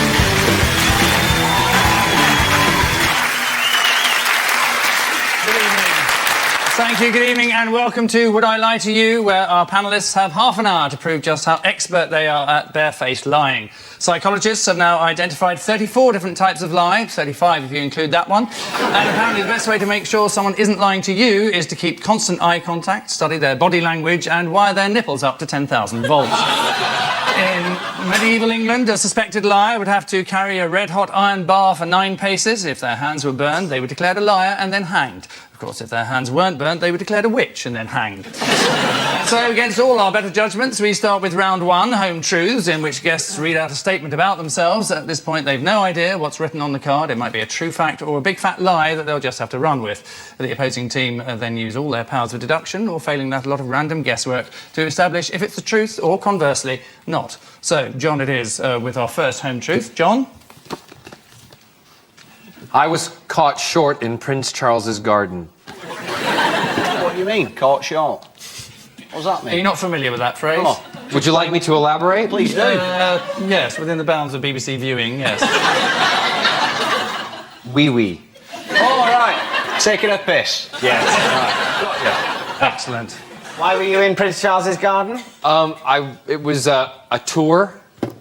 A tour? Which garden of his? He's got many gardens, At right? Highgrove. At Highgrove. The garden at Highgrove? Yes. And you were... What sort of tour? I mean, could I look in the yellow pages? Highgrove has Prince tours. Charles's garden tours. Highgrove has tours. Oh, right, so it's open to the public? Yeah, you have to write and be invited. You have to... Anyone you have to send off for an invitation. Well, anyone from the public can write. Dear Charlie, any chance of a piss in your garden? Does he know, Prince Charles, that you did this? I'm assuming that he might know about it. You assume that a random tourist pissing in his garden, that's going to get back to his garden. Set the alarm off. What did he say? You're just bragging now, aren't you? Probably weed through a laser beam. Is there any medical reason why you can't anticipate needing it? Is that what we're dealing with here? Yeah, I'm incontinent. David, we're going to have to rush you for a decision here. Right. Well, that's a bit odd that you sort of thought... I mean, I'm sure Prince Charles has got a large garden, but I don't think that would constitute being too far from civilization to find a proper loo. Oh, Daddy, you're a dirty little liar. So your team captain, David, you're going to have to make a decision. You're going to have to override one of your... the truth. And you don't? I don't. I'm with you. I think that's a lie. OK, they're saying it's a lie. What is the truth, John? The truth is... The story? It's true.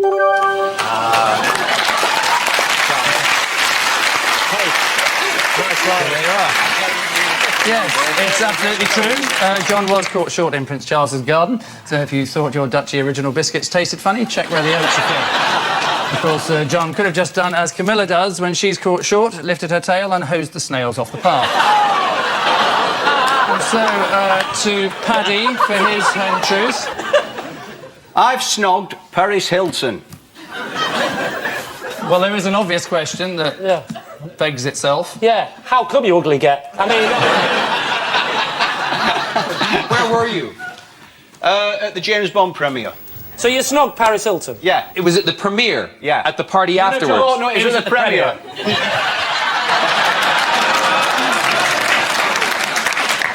It was a friend of mine, dared me to do it. I went up to her, said hello, and instead of kissing her on the cheek, I went on her lips. Oh, you didn't even ask her, you just lunged in? Yeah. That's confident. That is very confident. What flavour was her lip gloss? If you kissed her, you'd remember the flavour. It was just like sticky, I don't know. It wasn't a flavour. It was sticky. Sticky? Yeah. It was just... I'll tell you what, you know all the chat-up lines, don't you? Yeah. Oh, thanks, love, that were right sticky.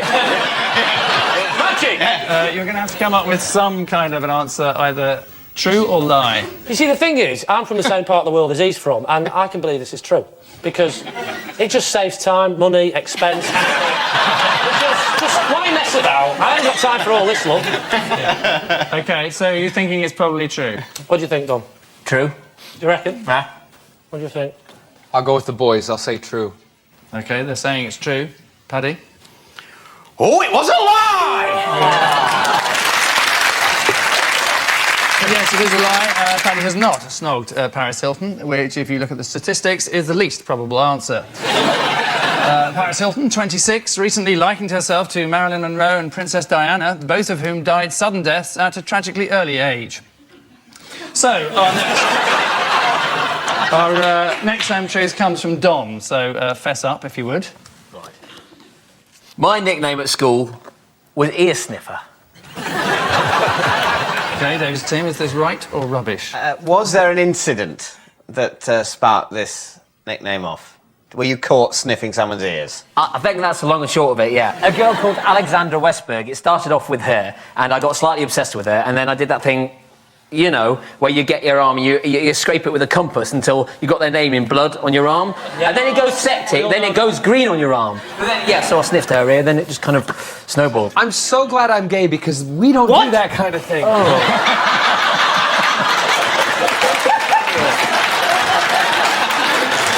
What do you think, Dave?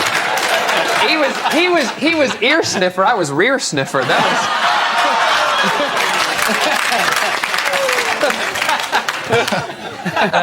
David, what are we thinking? Well, you've sort of glossed over the actual first ear sniffing incident. Yes. Where were you? Were you in a lesson? Orchestra. Orchestra? During orchestra. She played the piccolo, I played the viola, not violin, viola, and she... Hey, hang on, what? You had a pretty tough upbringing. No, it was hell. I've got to ask a question. Are you ant or deck?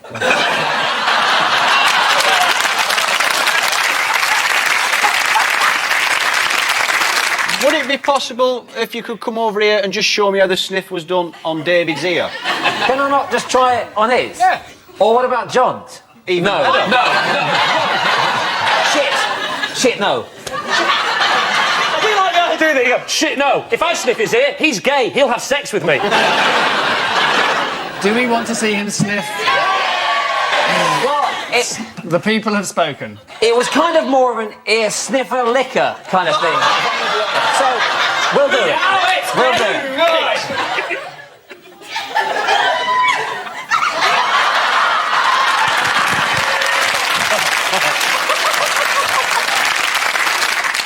David, that must have helped. Well, it's odd that, considering now you're claiming you licked her ear, why didn't they call you ear licker? I mean, that's a bigger deal than just sniffing. I was at the end of the orchestra. Right. They were all around there, and they could only just see the... Not again. The sniff. On those grounds, you're thinking... I think it's a lie. I think it's a lie, really. Oh. OK. I'll go with you. Right, we think it's a lie. OK, Dom. You fools, it is... It's a lie. It's a lie. It's complete rubbish. Dom's nickname at school was never ear sniffer, although I can't help thinking that whoever writes these lies is working through some issues. All of which means it's, well, David's team who are throwing down the gauntlet, leading as they are 3-1.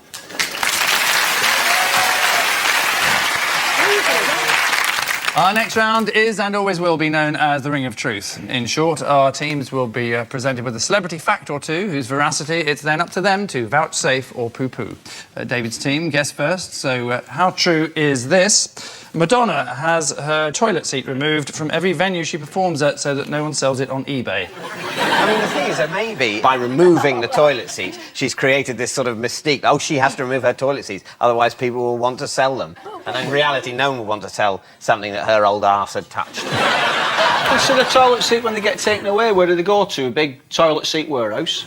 They buy a new seat every time and then throw it away at the end. It's a bit obsessive-compulsive, actually, isn't it? It's like people who keep their wee in labelled jars. Absolutely, very obsessive-compulsive people can sometimes do that. They sort of, as it were, file their various excreta. How would you know? How would I know? About filing those sorts of things? I am a knowledgeable man, and it's part of my knowledge. You know, if I knew how I knew everything I knew, then I'd only be able to know half as much because it would all be clogged up with where I know it from. I cannot always cite my sources, I'm sorry. My bad. Yes, there are other artists who do the same thing. Janet Jackson and Mary J. Blige also insist on having their toilet seats removed. So what are you veering towards? Well, it's pretty I think it's feasible. It's feasible. I'm just worried about these stars with huge warehouses full of old loo seats. I don't know why I'm worried about them. There's no reason why I should give a shit whether they live or die. She's not doing it, is she? She's not got the spanner and to putting her thing on. So someone else is coming in, she's totally unaware of it, just gets done, one of those things. Are you, Madonna, I want to get off early. Are you going to need to go again before the end of the gig, or can I remove it now? I know it's not... Because, I want to get home before 11 if I can, so will you need another shit tonight? I mean, it's fine, I can wait. But maybe you could go now, if you're ready. So maybe it's not true. No, go with your gut instinct. OK, please. we say it's a lie. You're saying it's a lie, and it is indeed true. Come on. Sorry. It is true. Madonna does have all her toilet seats removed from every concert venue to prevent them being sold on eBay. She also had all the decent songs removed from her last album to prevent them being sold at HMV. Lead team, your teaser. Tony Blair proposed to Cherie in a bumper car. To me, they look more like roller coaster people, don't they? That's sort of like... That's why your face is always like that. Yeah, that was the joke. It was a visual. It was a visual. You know. Hey, listen, I'm shit at time travel. Don't worry about it. Right. I'll tell you what, though, I'm shit at time travel. True, lie, neither, both. What do you think, Dom? Dare I say, poppycock, I think. I think true. You think true? Yeah. Really? But you are team captain, Lee, so it's your word that is final. Well, I have to say that I'm slightly leaning towards John, don't. And I suspect that actually that could be true as well. And also it explains a lot as well, because there's a massive metal bar at the front, isn't there?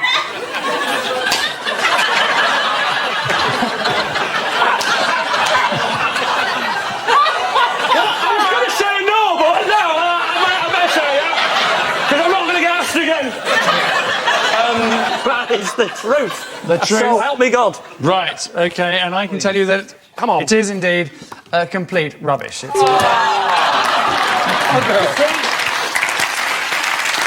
it's a lie. Tony Blair did not propose to Cherie in a bumper car. Cherie doesn't like going to fun fairs. Everyone thinks that if they throw 3 balls in her mouth, they win a foam Shrek. Round goes by the grammatically challenged title of This Is Mine, in which Lee's team all claim to have a close connection to tonight's special guest person. Only one of them is telling the truth, and it's up to David's team to seek that person out and speak his name. So please welcome this week's special guest person, Mark.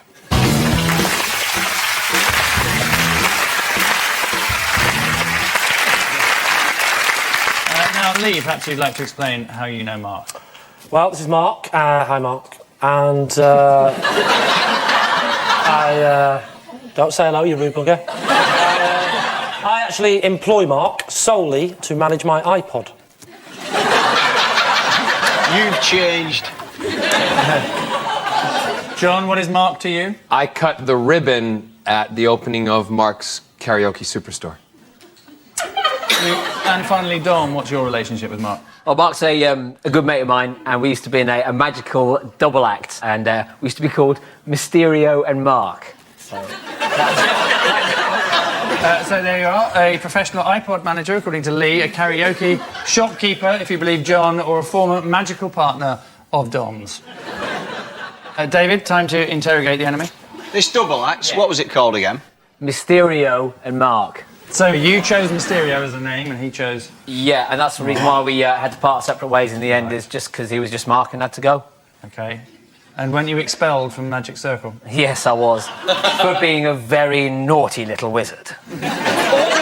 So, Lee... yes, David? When did you come to the point of realising that your iPod had just got on top of you and you needed to get in some help? No, I've got hundreds of albums. I bought the iPod, and I don't know anything about computers, so... It strikes me that an iPod is a machine for putting music on itself, right? You already have a machine for doing that, and you're paying a person to work that machine. Do you use your own toaster, or do you also subcontract that? I don't know, I know nothing about electricity, and so I just give him the bread, tell him where the toaster is, and some sort of miracle happens. Just a lot quicker that way. It's all right for you with your private education. I don't understand the basic principles. They did not, Shut up, posh boy, I'm speaking. I'm telling you now that I understand the concept of getting it from the machine to the iPod. If I'm going to be honest, I don't know how you get it onto the computer in the first place. Right. Okay. Unless you put the CD in, which takes forever. Putting the CD in does not take forever. How does it get from the computer onto the iPod? Down a wire. You don't have to stand over it. The computer will just sort of do it for... I'm a control freak. I know. I know what's going to happen. If you're a control freak, why are you letting someone else do this? If you're so... David. Furthermore, it's a good question. Furthermore, if I can ask you to shut up this time, So you didn't have the guts to say you working class piece of scum? It's funny, isn't it? I actually didn't have the time to get it out because you'd already interrupted. David, before you get too angry, it is possible that he's lying. That is the case for Lee. Yeah. We have one more. It'll be John, who claims that he's a karaoke shopkeeper. What is a karaoke shop? A shop that sells karaoke stuff. John, how much were you paid? How much was I paid? Yes. You didn't do it for charity, let's face it. Well, actually, I did, because I felt like giving back to the community. What did you take in from the community? And also, that's not for doing it for free for a karaoke store. Isn't doing it for charity. That's actually doing it for a karaoke store. I don't think much comic relief money goes to karaoke stores. We've got to keep getting the karaoke out. It's so different. The overheads are vast. This is like a high street store where someone who's just wandering past, getting some vegetables, maybe a book at Waterstones. Oh, maybe I'll fit out a karaoke bar. It's in an industrial estate, not on the high street. Whereabouts? I don't know the exact location. Oh, you lying bastard! Wouldn't you just love a Doctor Who villain to talk like that, dear? Oh, you lying bastard! A decision. So David's team is this man, Lee's labour-saving iPod technician, John's karaoke aficionado, or Dom's illusionist cohort. Well, the thing is, Dom... I know is a magician, so it's a very plausible story that he was in a magician double act. If the iPod thing is true, then you're not the man I thought you were, Lee. That's the price you'll pay for this petty victory. So, I think I'm with you. I think it's Dom at the moment. I'll go with that. OK, you're saying it's Dom. Mark, perhaps you'd like to reveal your own identity. John did open my karaoke superstore.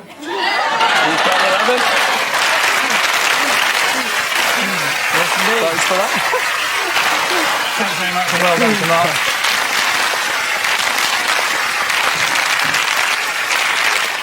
Our next round is Telly-Tales, in which we revisit one of our national televisual treasures, and David's team astound us with an additional related fact. Tonight, the subject of our scrutiny is EastEnders, so let's just remind ourselves what it was like living in the world of the common people.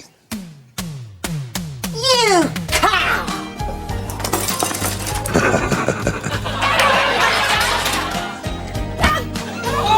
I'll come down here and give you a dry slap. You slut. You want to have one? No, I don't think so. Shut up, I'm not 70. I don't like your earrings.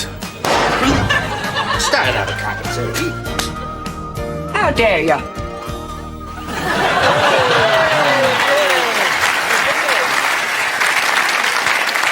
A host of familiar faces from the past being punched, slapped and nutted. Of course, many people consider the golden period of the show to be about 8 o'clock when it ends. So Paddy's fascinating fact is after this piece of beautifully understated dialogue. Hey! Hey! I'm sorry! I love you! I love you!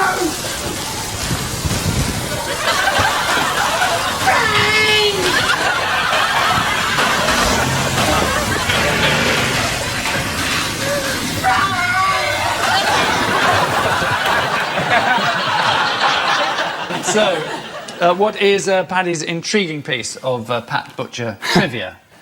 Pam St Clements is a member of the British Abseiling Association. Wait. And has abseiled down Mount Rushmore. As true as I'm sat here. Who's Pat St Clement? I have no clue. She's the woman we just saw that looked like something from the creature from the Blue Lagoon.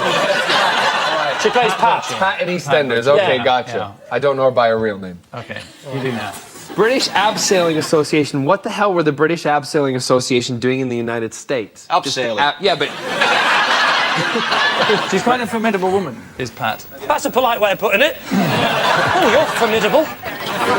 Well, I mean, she looks like she could abseil. I'll give her that. Really? Oh, I reckon she could do it without rope. Very quickly. I think it's false. I think it's so unlikely that it's likely. Does that make sense? Yeah, You think sure. false? I think it's false, but go for true if you want to go for true, because you said you've never won. All right, hissy mother. All right, well, let's go with you. No. You've made up your head. You can lie on it. I doubt it very much, but John's always right, so I think... I don't understand why we have to sit here and watch this shit. Now, for God's sake, make your mind up. And did points of view get back to you? I would say that the answer to that question is that it is indeed, going by John's answer, false. Okay, let's find out how correct you are, Paddy. Truth or baloney? It's a lie! John was right. Yes, Paddy was in fact lying. Pam St Clement is not a member of the British Abseiling Association and has not abseiled down Mount Rushmore, although she did mount the north face of Frank Butcher.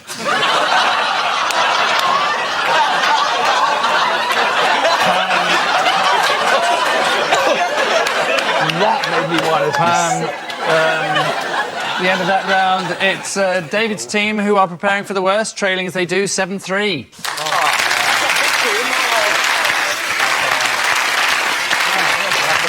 And so to our final quickfire round, more truths and lies, this time against the clock, starting now. Faye. Oh, me. When we were first dating, I collected my husband's belly button fluff. Can I just say, if this is true, I'm not comfortable being this close to you. How much did you get of this stuff? What are we talking? Tea cosy, quilt? I mean, what?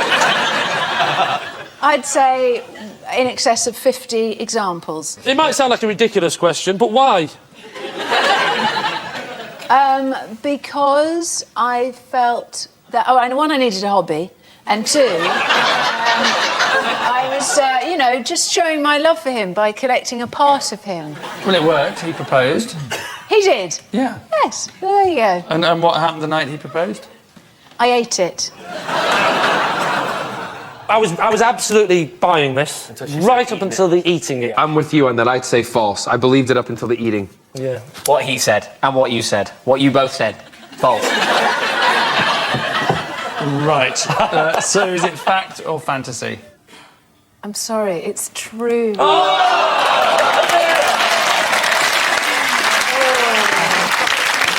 It is true. Faye did collect her husband's belly button fluff when they were first dating, which makes her one of the most romantic, obsessive, compulsive psychopaths in the world. Next. Lee. In a restaurant in China, I unwittingly ordered and ate dog. When did you find out that it was dog? When I bit into it and said to the waiter, "What is this?" And she said something which apparently means, "I'm sorry, I don't speak English." But then I asked somebody else who was with me, who spoke Chinese, and they said the Chinese for "what is this?" Yeah. To which she said something in Chinese, to which he interpreted, got back to me, and said, "Dog." Dog. What did you think it was? Well, to be prawns. honest, I thought this prawn's massive. It's got a collar. Rover, funny name for a prawn. What did you have with it? It was on a bed of rice, and it was with a small bottle of beer. On a bed of rice with a squeaky ball. So, David's team is Lee to be believed. I think it's true. We think it's true. Okay. You're saying it's true? Yeah. Okay. True or lie, Lee? It is, in fact, a load of twaddle. Oh, sorry. It is a lie. Lee has not unwittingly ordered and eaten dog in a restaurant in China. In recent years, China has started to westernise its culinary tastes. In fact, one of the most popular TV programmes in China is the British cookery show, Crufts. Next. Paddy. Yes. I have wrestled Andy McNabb for money. Are we talking the same Andy McNabb that did SAS, yes. piece of literature Bravo 20? Yes. I was doing a corporate for the army in North Yorkshire for the people who learn to drive the tanks and all this carry-on. And we all had a drink after in the officers' mess, and it just happened. What do you mean for money, though? Where's the bit of money coming to all this? Well, they were all just putting the money down. It was just a bit of fun. So who won? McNabb. So how did he beat you then? Give me the move that he beat you in. Just sort of. Do you want me to show you down there? No. Go on. Go on. I'll volunteer. Show you. Go on. Get down there. So you get yourself down on the floor there. How would you like? Get yourself on your side. On your side. There. He had me in the scissors. Not this. Ask him, ref! Ask him, ref! Ask him! And that was more or less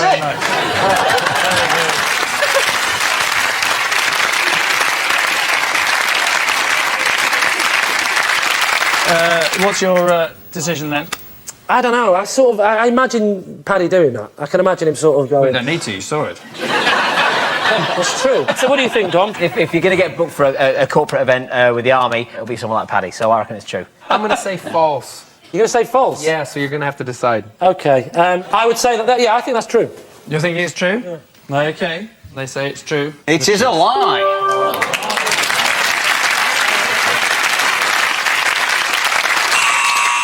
Which irksome sound means at the end of our final round, it's Lee's team, who are tonight's Supremos, having trounced David's team 10-6.